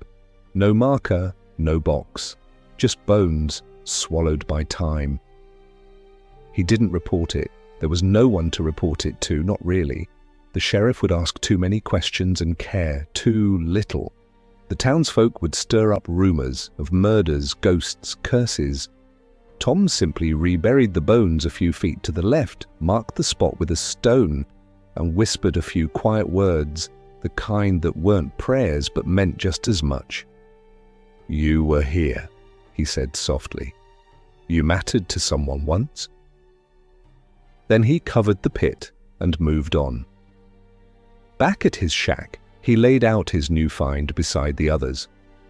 Not the bones, those he had left undisturbed, but a small button he'd found near them, simple, wooden, worn smooth with time. It joined the locket, the bird, the marble, the ribbon. Each one a piece of something lost, something discarded or dropped or taken by wind. Together they were starting to feel less like a collection and more like a message he didn't know how to read, but which comforted him all the same. That night, the wind came up again. Not a storm, but a steady, hollow hum, like the sound of someone breathing just outside the window. Tom didn't light the candle. He lay in darkness, listening to the wind trace its long fingers across the canvas roof, and he let his thoughts drift where they wanted. He thought of the woman whose bones he had found. He thought of the Swede's rough hand, of the girl at the mill house, of the button in his coat pocket. He thought of everything he had carried and everything he had let go. Outside, the wind whispered and howled and remembered. And inside, Tom slept. The silence of winter didn't just belong to the snow or the wind or the bare trees. It belonged, most of all, to Tom. It clung to him like a second skin, a quiet so complete that even his footsteps seemed unsure of themselves in his presence. He didn't speak unless pressed, didn't laugh except in private, and hadn't raised his voice in years. The last time anyone in town could remember hearing him speak, more than a sentence, was during the flood season, 2 springs back, when the river crept too close to the eastern shacks and threatened to sweep off half the privies in its wake. Tom had barked orders then, low, clipped, precise, and the townspeople, too surprised to argue, had obeyed. Sandbags were laid, trenches widened, waste diverted. When it was over and the town had emerged mostly intact, Tom had gone back to silence. No praise had been offered, no thanks, just a return to habit, as if nothing had happened. But those who'd been there hadn't forgotten. They still didn't talk to him, but they watched him differently now, with a kind of quiet respect reserved for people who didn't ask for it. He spent more time near the creek as the snow began to recede, drawn to the water not for washing, but for its sound. In a town built on dust and dung, the whisper of water over stone was the closest thing to music Bender's Gulch had. Tom would crouch there for long minutes, elbows on knees, watching leaves float past, listening to the burble and trickle, the splash of occasional fish darting through the shadow of reeds. Sometimes he would close his eyes and imagine the sound as something larger, the ocean maybe, or a river big enough to carry ships, a sound that promised escape. But always, inevitably, he would open his eyes to the same thin stream winding through brittle grass, and he would sigh without sound and rise slowly to return to his work. The thaw brought back the rot. Pits that had frozen over now bubbled to the surface, releasing weeks of trapped odor in sudden, violent bursts. The stench made the air itself heavy, and even Tom, who was long past flinching, had to tie his cloth tighter and breathe through his mouth. The tools became harder to manage, shovels slipping in the wet, pails cracking from the sudden heat of midday sun after a morning of frost. The work doubled overnight, but Tom didn't rush. He worked at the same steady pace, one pit at a time, never stopping until the last trench had been scraped clean and covered. That week, he found something else. Behind the butcher's shed, buried beneath the sludge and slush of runoff, was a small wooden box, narrow, weathered, no larger than a prayer book. It had been sealed with pitch, but time had cracked the seams. Inside, wrapped in oilcloth and dust, were 2 photographs. One showed a young woman standing in front of a storefront, her hands clasped behind her back, her smile shy but unmistakable. The other was a child, maybe 3 or 4, wearing a cap too large for its head and looking just past the camera as if distracted by something out of frame. There was no name, no date, just those faces trapped in black and white, staring into a world that had long since turned its eyes away. Tom didn't show the photos to anyone. He cleaned them gently, set them out to dry, and then added them to his shelf beside the bird and the marble and the ribbon and the note. The shrine was growing now, not just in size, but in presence. Each item felt heavier than its weight, thick with the gravity of lives lived and forgotten. He didn't pray to them. He didn't need to. Their existence was prayer enough. A soft testament to the fact that nothing, not even a button or a scrap of cloth, was truly lost if someone remembered it. It was around this time that people began to leave, not in droves, not loudly, but one by one, wagon by wagon, a family packed up and left in the middle of the night, leaving their house key swinging on a nail beside the door. A shopkeeper boarded up his store and rode east without a word. Even Miss Hayward, whose biscuits had once marked the rhythm of Tom's week, shuttered her windows and sent word that she would be moving to live with her niece in Wichita. The town was thinning like a forest in drought, and Tom, who had always been apart from its pulse, felt its absence like a hollow in the chest. He didn't blame them. Bender's Gulch had never been a place built to last. Its soil was too poor, its water too shallow, its promises too thin. The gold had run out before Tom was born, and the rail line had curved northward decades ago, bypassing the town like a river curling around a rock. What remained was a handful of stubborn souls clinging to what little they had because leaving seemed harder than staying. But even stubbornness had limits, and now, one by one, the limits were being reached. The latrines told the story before the people did. There was less to clean, fewer new deposits, the buckets growing lighter with each passing day. It should have made his work easier, but instead it left him uneasy. Emptiness, he'd learned, was not peace. It was waiting, and what it waited for was not always better. Then one morning, something unexpected happened. A letter arrived. It was slipped under the door of his shack, folded in thick parchment, sealed with wax.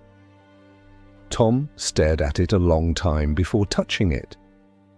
He hadn't received a letter in years. The last had come from a cousin who died before he could reply.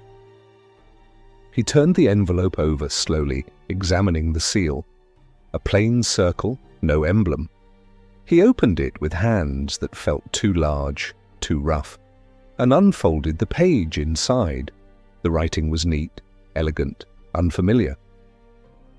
To Thomas R. Hade, I do not know if this letter will find you, or if you are even the same man I once knew as a boy, but if you are, and if you still walk the streets of Bender's Gulch, know that someone remembers you, that the bread your mother once gave to a lost child became the warmest memory of a very cold youth. I never forgot, and I wanted you to know that before I left this country for good.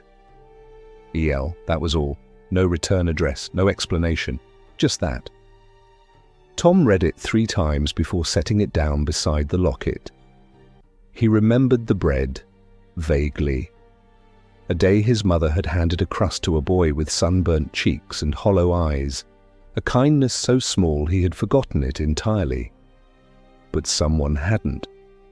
And now, after all this time, it had come back to him like a flame in the snow. For a long time he sat still. Then he stood, slowly, and stepped outside. The sun was rising over the town, what remained of it. Light caught the snowmelt and threw it against the buildings like gold. He walked down the path, not to the trench, not to the pits, but just to walk. And as he did, he felt something he hadn't in years, not pride, not joy, but a quiet lifting of the weight he'd carried for so long, he'd forgotten it was there. The days that followed the letter seemed to move more slowly, not because time had changed its rhythm, but because Tom had become newly aware of its passing. There was a difference between enduring time and witnessing it. Before the letter, his life had been an unbroken thread of repetition, shovel, bucket, pit, trench, then the quiet return to a shack lit by a single flame. But now, each morning, brought a subtle shift in his chest, a pause just long enough to feel the weight of waking. The memory of the letter, of the bread he hadn't remembered offering, and the life it had quietly touched, lingered like the warmth of hands near fire long after the flames had died down. It wasn't a grand revelation. It didn't rewrite his life or fill it with newfound joy. It simply reminded him that his presence had once mattered, if only briefly, and that reminder carried with it a strange, durable calm. More snow fell that week, light and half-hearted, as if the sky was reluctant to let go of winter.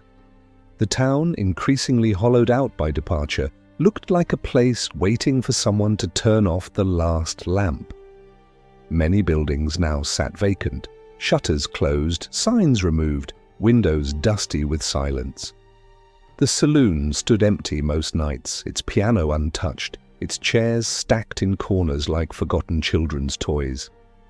The church bell hadn't rung since the preacher left. The boarding house had only one tenant left, a widow who rarely left her room. And yet Tom still moved through it all, tending the latrines, hauling away waste, repairing broken boards on the trench walls. He did not stop working. Even if the town no longer watched, he remembered how to serve. That morning, he returned to the southern trail near the old stables, where the canvas tents of drifters and short-stayers once bloomed in warmer months. There were no tents now, just flattened grass, charred fire pits, and the faint smell of ash that never quite left the soil. But Tom still checked the area once a week, more out of ritual than need. It was here he found the girl again, the one from the mill house. She was sitting on a rock by the old wagon wheel, her knees drawn to her chest, her eyes red but dry. When she saw him approach, she didn't run. Just looked up with the weary clarity of someone who had already decided not to speak. Tom paused beside her. He didn't ask what was wrong. He didn't ask where her family was. He simply sat, slowly easing himself down onto the frozen ground a few feet away. The wind moved around them like a stray dog, curious, circling, then settling. After a long silence, the girl said, "They left without me." The words came flat, without tremor, as if she had repeated them to herself too many times already. "Took the wagon north, said there wasn't space." Tom didn't move, didn't nod, but his hand found the edge of his coat pocket and rested there as if steadying something unseen. "I think I'll stay here," she added. "They won't come back." Her voice was small but not frightened, just alone. Tom reached into his pocket and pulled out a square of cloth, folded tight, inside of which he kept the wooden bird. He unwrapped it slowly, held it out on his palm, and waited. The girl stared at it, then reached out and took it without a word. She turned it over in her hands, her fingers smoothing the grooves worn by years of handling. Then very quietly she said, "Thank you." He walked her to Miss Hayward's house, not knowing whether the widow was still there, but hoping. The door creaked open before they reached it. Miss Hayward stood in the doorway, wrapped in her old quilt, her hair pinned back with a bone comb. She said nothing, only looked at the girl, then at Tom, and stepped aside. Tom turned without waiting, his boots crunching back through the snow as the door closed gently behind him. That night, the fire burned longer than usual in his stove. He had traded some of the buttons he'd collected to the Swede in exchange for a bundle of dry pine, and now the room flickered gold and warm, the smell of resin and old sap rising in the corners like incense. He laid out his collection again, now reduced by one. The bird's absence left a space on the shelf that he didn't try to fill. Some things were meant to be passed on. It was the passing that gave them meaning. In the corner of the room, his boots steamed gently, thawing from the long day. His coat hung over the chair, and on the table sat a new item, a thin strip of paper wrapped around a piece of charcoal. It had been tucked into the corner of the widow's porch, damp from melted snow. On it, drawn in quick, sharp strokes, was a sketch. A man with a shovel, standing beside a crooked trench, his eyes kind and tired. Beneath it, in a child's uneven hand, were 3 words: "He kept us." Tom stared at the paper a long time, then folded it carefully and placed it between the pages of an old ledger book where he kept track of lime and soap. Outside, the snow had stopped, the sky cleared, stars blinking awake one by one. The town slept, or what was left of it did, and Tom, alone in his shack with his fire and his memories, closed his eyes not in sorrow but in quiet satisfaction. The work was not done, the work was never done.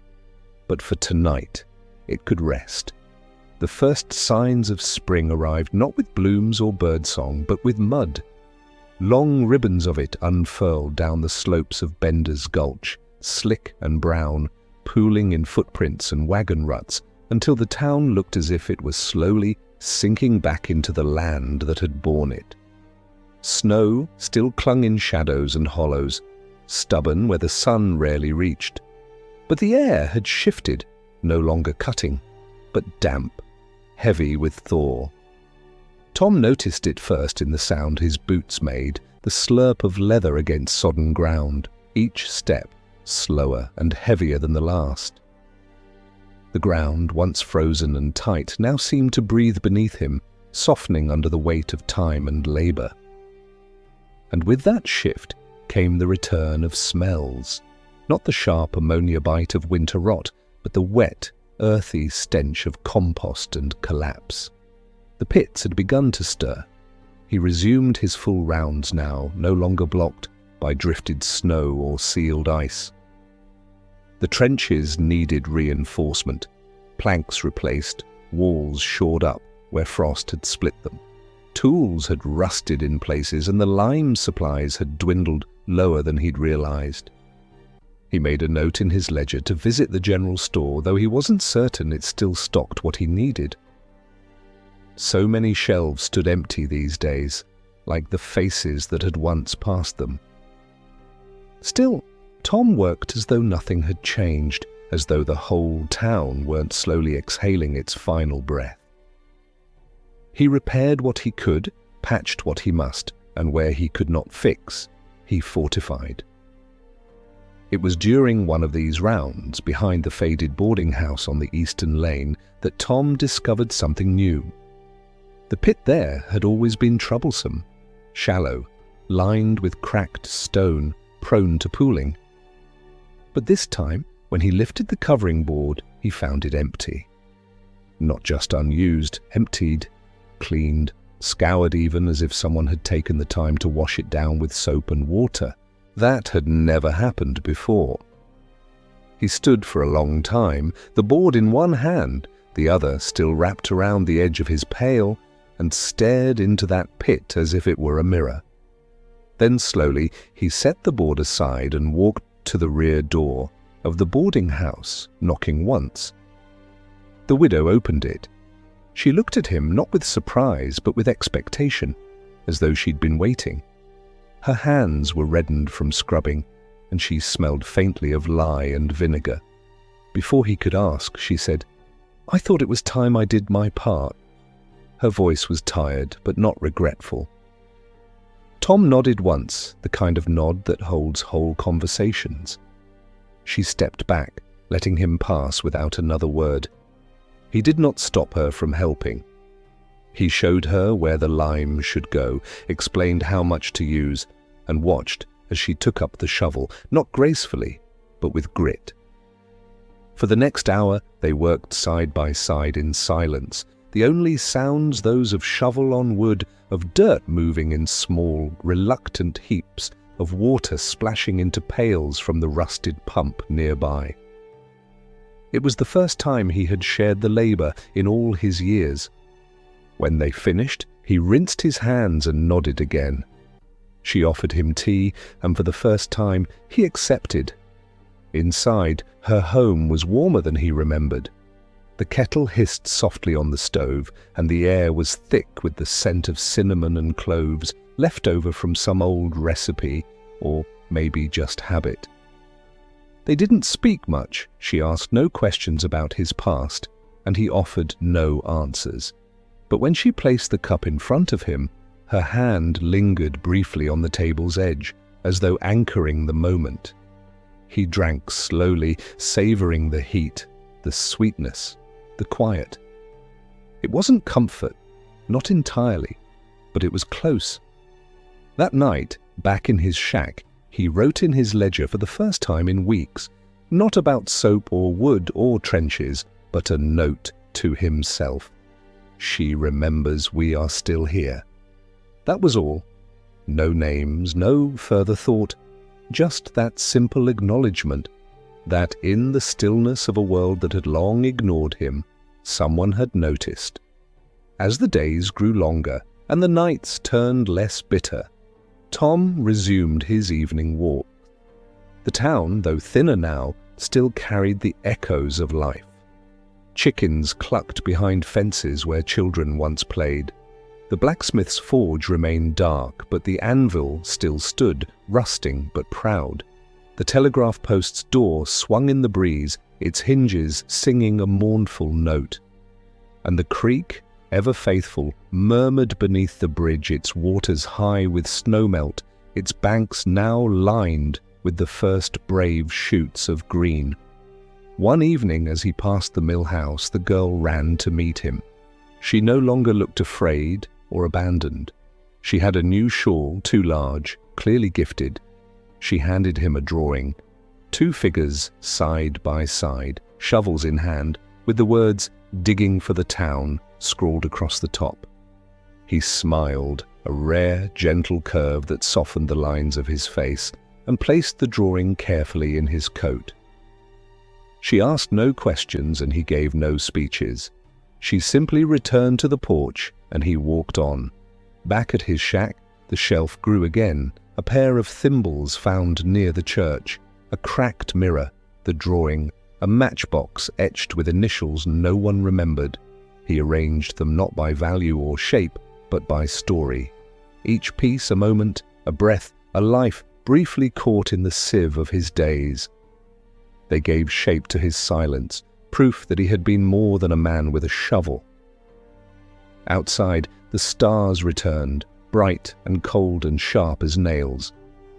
But tonight, they felt closer, like someone had taken the time to hang them deliberately above this forgotten town.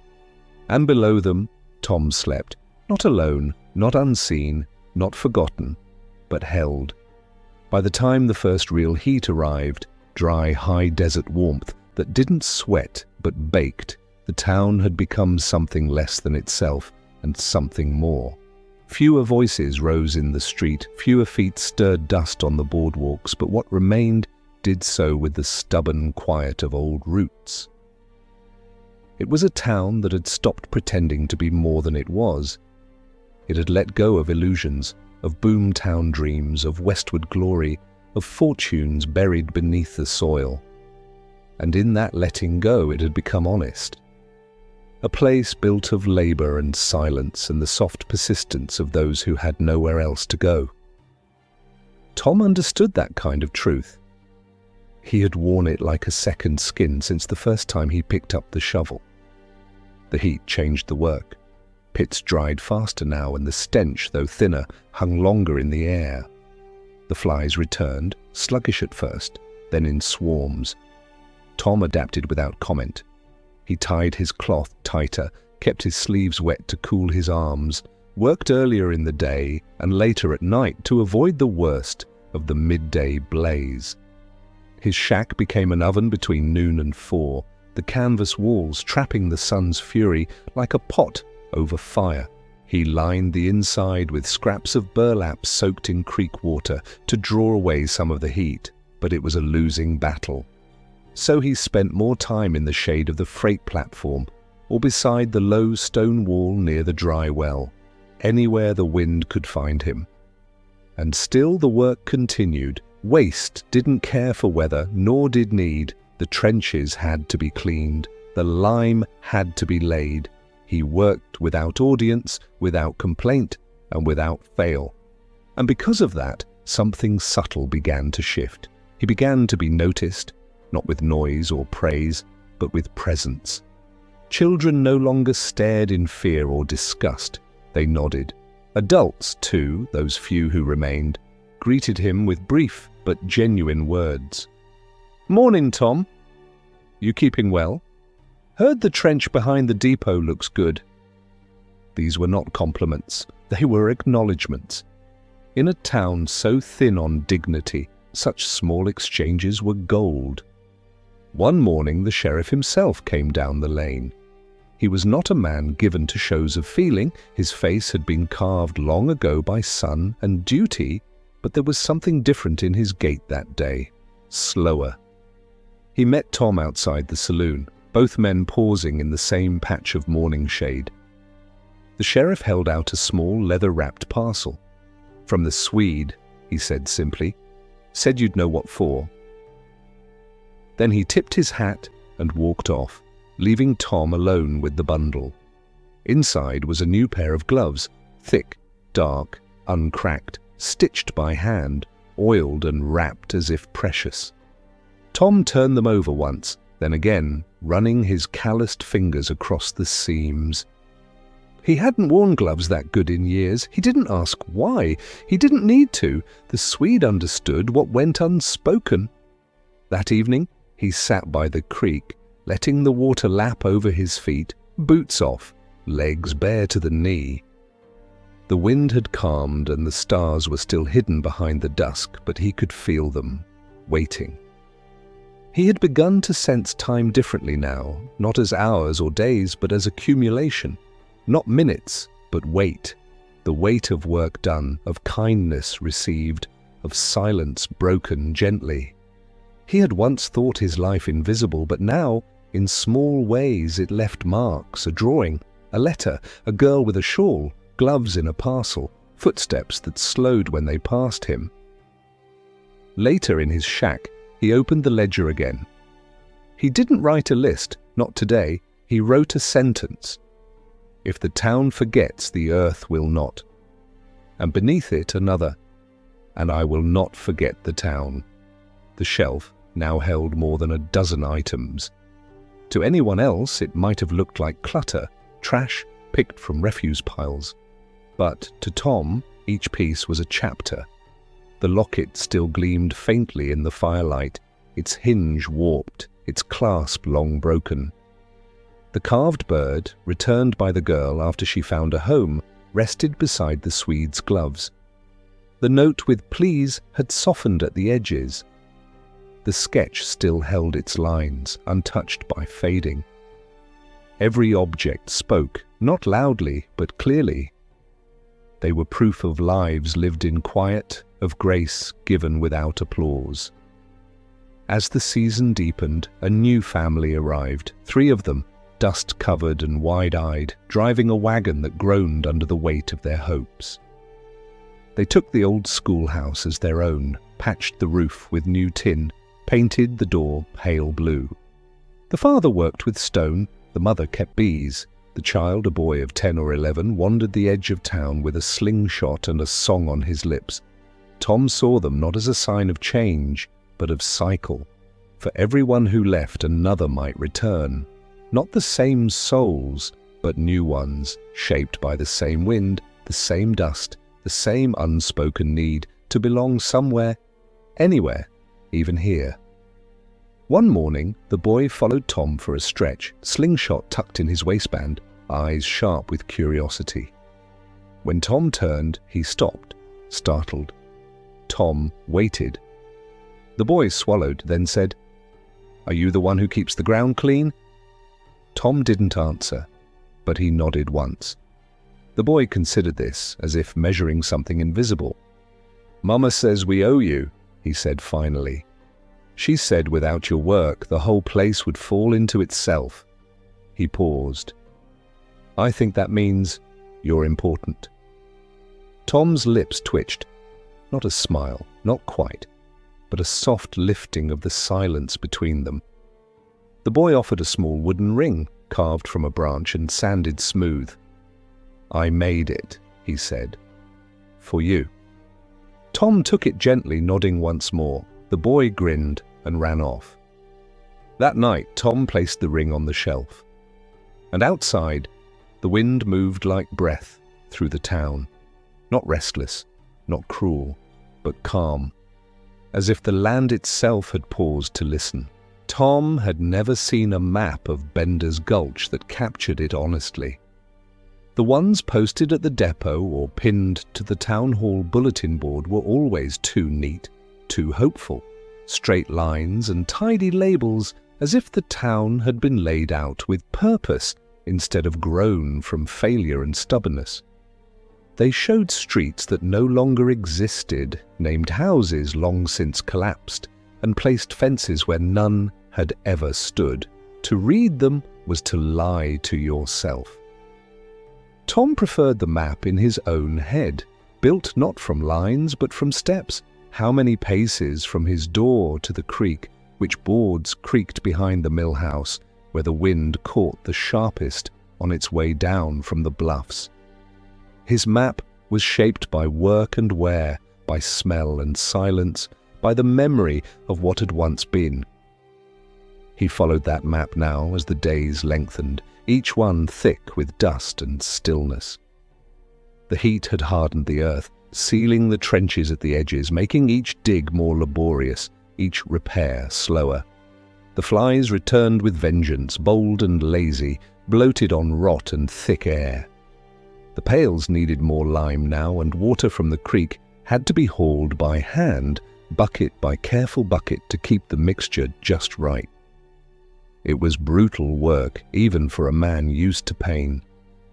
His joints crackled with each bend. His back held the ache of too many years bent low. But he didn't stop. The work was part of the land now, as much as the sagebrush or the rocks. To stop would be to unthread the stitch holding the town to its fragile skin. It was during one of these rounds, near the church trench, that Tom saw the vulture again. It had come months before, circling lazily overhead as he worked, then vanished when the snow arrived. Now it was back, perched atop the bell frame of the empty chapel, its wings folded like mourning cloth. It didn't move when he passed, just watched. Not with menace, but with the cold patience of something that knew how stories ended. Tom nodded at it, tipping his hat slightly. The vulture didn't respond, but it remained. The girl from the mill house stopped by the shack that week. She brought bread this time, coarse, thick with oat, wrapped in brown paper, and still warm. "Miss Hayward showed me," she said, not quite meeting his eyes. He gestured toward the chair, and she sat, swinging her legs gently beneath her. On the shelf, the wooden bird had returned, placed there by the widow one morning without comment. The girl noticed it and smiled. "I missed that." Then she looked back at him and added, "It's better with you." They didn't talk long. She left the bread, touched the carved ring he wore on a string around his neck now, and returned to her new home by the old well. But her presence lingered long after, a kind of warmth that no fire could match. In the quiet, Tom watched the sun lower behind the hills and thought not of the past, but of what remained. The town, though quieter, was not dead. Some days there was laughter in the distance, rough, thin, but real. A boy chasing a chicken, a woman humming by the well, a hammer striking tin as someone patched a roof too stubborn to leak.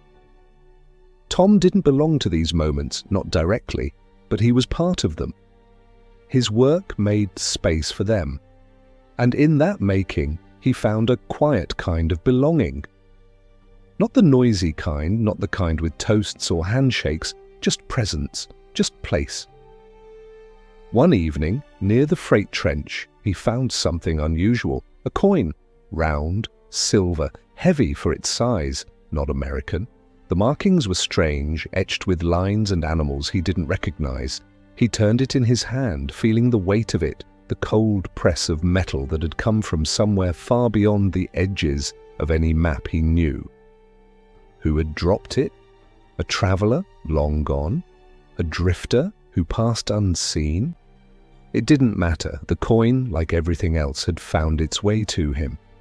He placed it in the box with the others, not on the shelf this time, but inside a small drawer he had begun to call the deep pocket. That's where the secrets went. Not the loud ones, the quiet, strange ones that asked nothing and gave only mystery.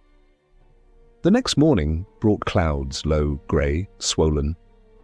Not a storm, not yet, but a promise. The air thickened and the wind lost its edge. Tom worked faster, knowing what rain would do to the pits. He repaired 2 boards, spread fresh lime, and checked the trench covers 3 times before dusk. As he worked, he heard voices, faint, distant, coming from the path beyond the north bluff. New arrivals, perhaps, or ghosts. He didn't investigate. Some sounds were better left as mystery. That night, as the first drops fell, he lay on his cot and listened to the roof, tick and pop with the cooling. The canvas strained, but held. In the half-light of the fire, he took out the drawing again, the one from the boy, and traced its lines with his finger. He added a new date in the ledger. The rain comes, but the ground remembers. It wasn't poetry, just truth. As the fire dimmed, he leaned back and let sleep come slowly, like ink spreading on dry parchment. The rain came not in torrents, but in long, deliberate strokes, like a painter finishing a canvas he'd abandoned years ago. It smeared across the dry plains with a kind of weary grace, turning the dust into a slick that clung to boots and wagons alike, softening the town's jagged edges into something almost kind. Bender's Gulch had always worn the rain like a borrowed coat, unfamiliar, slightly ill-fitting, but comforting nonetheless. Windows fogged with warmth. Wooden porches darkened with water stains. The smell of the world turned rich and earthy, the scent of turned soil and old wood, and distant smoking chimneys curling around every corner like memory. Tom watched it all from his doorway, arms folded, shovel resting at his side. He didn't work that day, not at first. The pits would wait, the water would rise, and the trenches would fill, and he would have to scoop what he could once the ground stopped shifting. But for now, the land had called time on itself. He took the pause for what it was, a gift. He sat just inside the frame of his shack, watching the rivulets creep down the slope, gathering in the wheel ruts, until it looked as if the very ground was weeping. Occasionally, a cart passed, covered in oilcloth, its wheels groaning through the sludge. The Swede nodded once from beneath a waxed cloak as he passed, his horses moving slow and careful. A dog barked somewhere near the church. The rest of the town slept in. Inside, the fire burned low but steady. Tom warmed his hands over it and brewed tea from dried leaves he'd traded for back in the fall. The taste was bitter, earthy, but it was heat, and that mattered. He took the time to tend his shelf, dusting the objects with a cloth torn from an old shirt, rearranging them slightly. The ring stayed near the bird. The mirror caught just enough firelight to reflect the carved edge of the marble. Everything in its place. Everything part of the story he didn't tell, but always remembered. The girl came by near midday, soaked to her knees, hair plastered to her cheeks, a shawl trailing mud. She didn't knock. She just stood at the doorway until he saw her, then held out a tin wrapped in cloth. "Miss Hayward sent this," she said. "Says rain means soup." He took it gently, gestured her inside, and made space near the fire. She didn't speak much, just stared at the objects on the shelf and smiled quietly. "Do you ever think about leaving?" she asked after a long silence. Tom didn't answer right away. Then he shook his head once, not in refusal, but in understanding, the kind of shake that said, "I've thought about it, and I chose this." She didn't press, just nodded and warmed her hands before heading back into the rain. The soup was thick and peppery, potato and something smoked. He ate it slowly, savouring not just the warmth, but the effort. He hadn't been cooked for in years, maybe longer. The tin, cleaned and dried, joined the collection, not on the shelf, but on the ledge above his cot. It was too new to join the shrine, too full of the present, but it belonged in its own way. The rain didn't stop for 3 days. By the second, the creek had risen high enough to lap at the edge of the trail. By the third, the trench behind the blacksmiths had collapsed entirely, the soaked earth giving way in a slow, sucking slump that swallowed half the platform. Tom spent hours rebuilding it, shoulders hunched, hands caked in mud, sleeves soaked through. He didn't speak, didn't shout, just worked. When he finished, he placed a flat stone at the edge of the trench, pressing it down until it held. It wasn't a marker, not exactly, but it was something. A sign that someone had cared enough to rebuild. That night, the rain softened, the sky lightened, and the sound shifted from drumming to dripping. Tom sat beside the fire, the tin of soup now cleaned and dry, and read through his ledger. The entries were brief, spare, not poetic, but together they told the shape of his days. Fixed the depot pit, the girl brought bread, added coin to drawer, lime low. Each note a step, each line a footprint through time, and then something unusual. A knock, not the girl's knock, not the widow's quiet tap. This was firmer, uncertain. He opened the door slowly and found a stranger, hat soaked, coat patched, eyes searching. "You Tom Haid?" the man asked. Tom nodded once. The man hesitated, then pulled a folded paper from his coat and handed it over. "Letter, from someone who says she knew your mother. Said it was important." Then he tipped his hat and walked away, boots squelching in the mud. Tom stared at the envelope for a long moment before opening it. Inside was a single sheet, the ink slightly smeared from rain, the handwriting looping and unfamiliar. It was brief. "Your mother once helped my sister when we had nothing but our names. She never asked for thanks, but she saved us. I found your name through an old trader who passed through Bender's. I hope this finds you. I hope you know what kind of kindness you come from."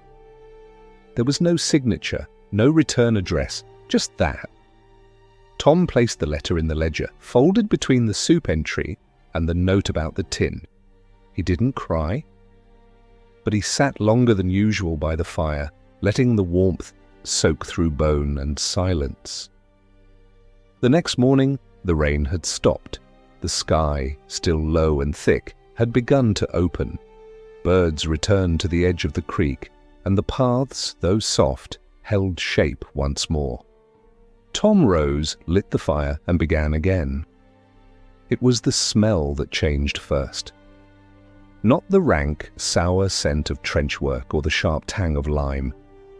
This was different, earthier, sweeter, like the dry musk of split mesquite and crushed grass warmed by sun.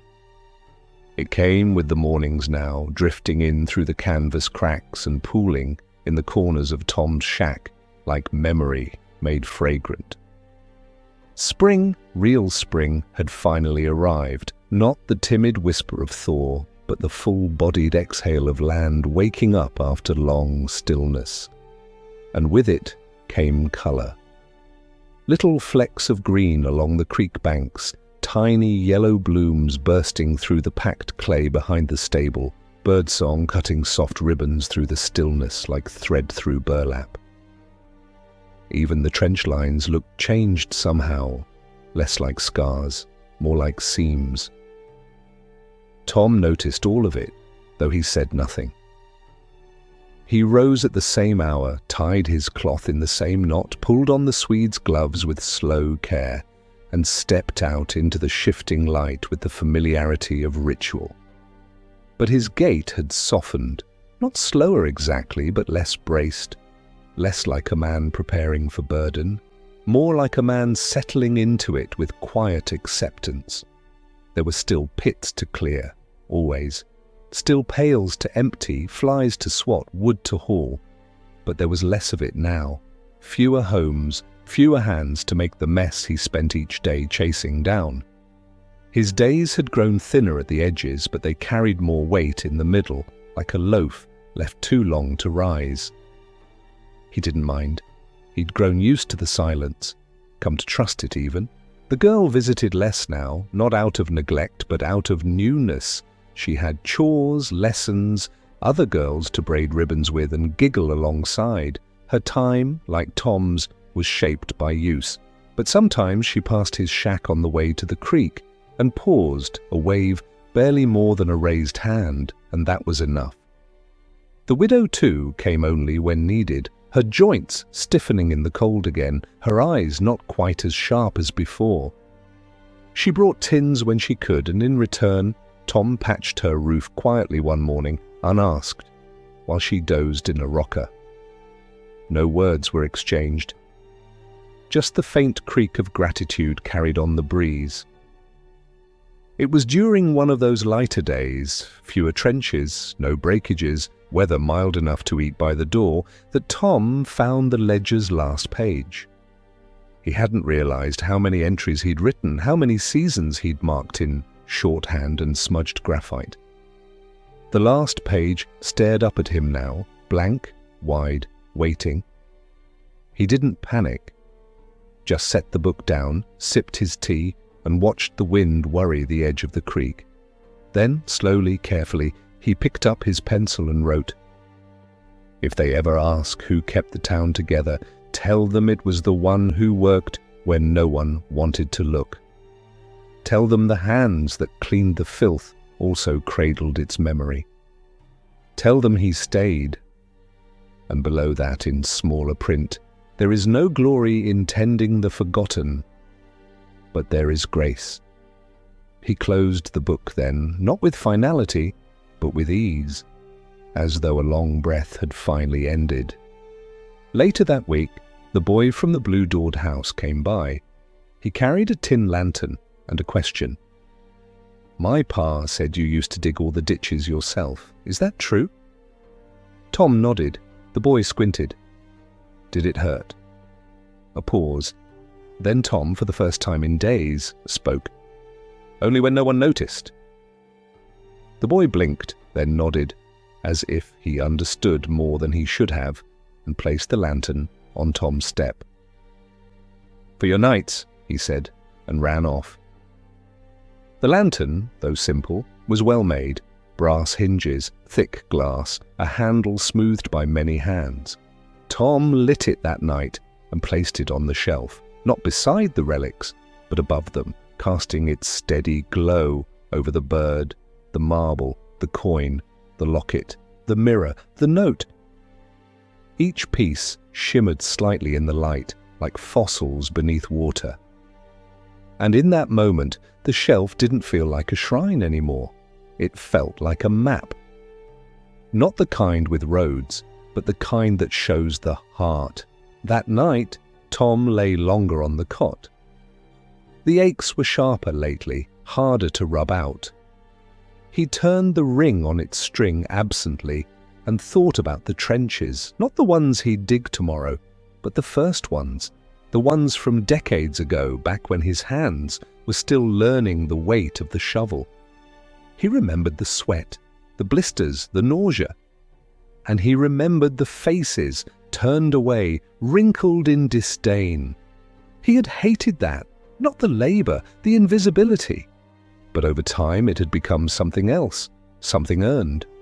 He'd made the town possible.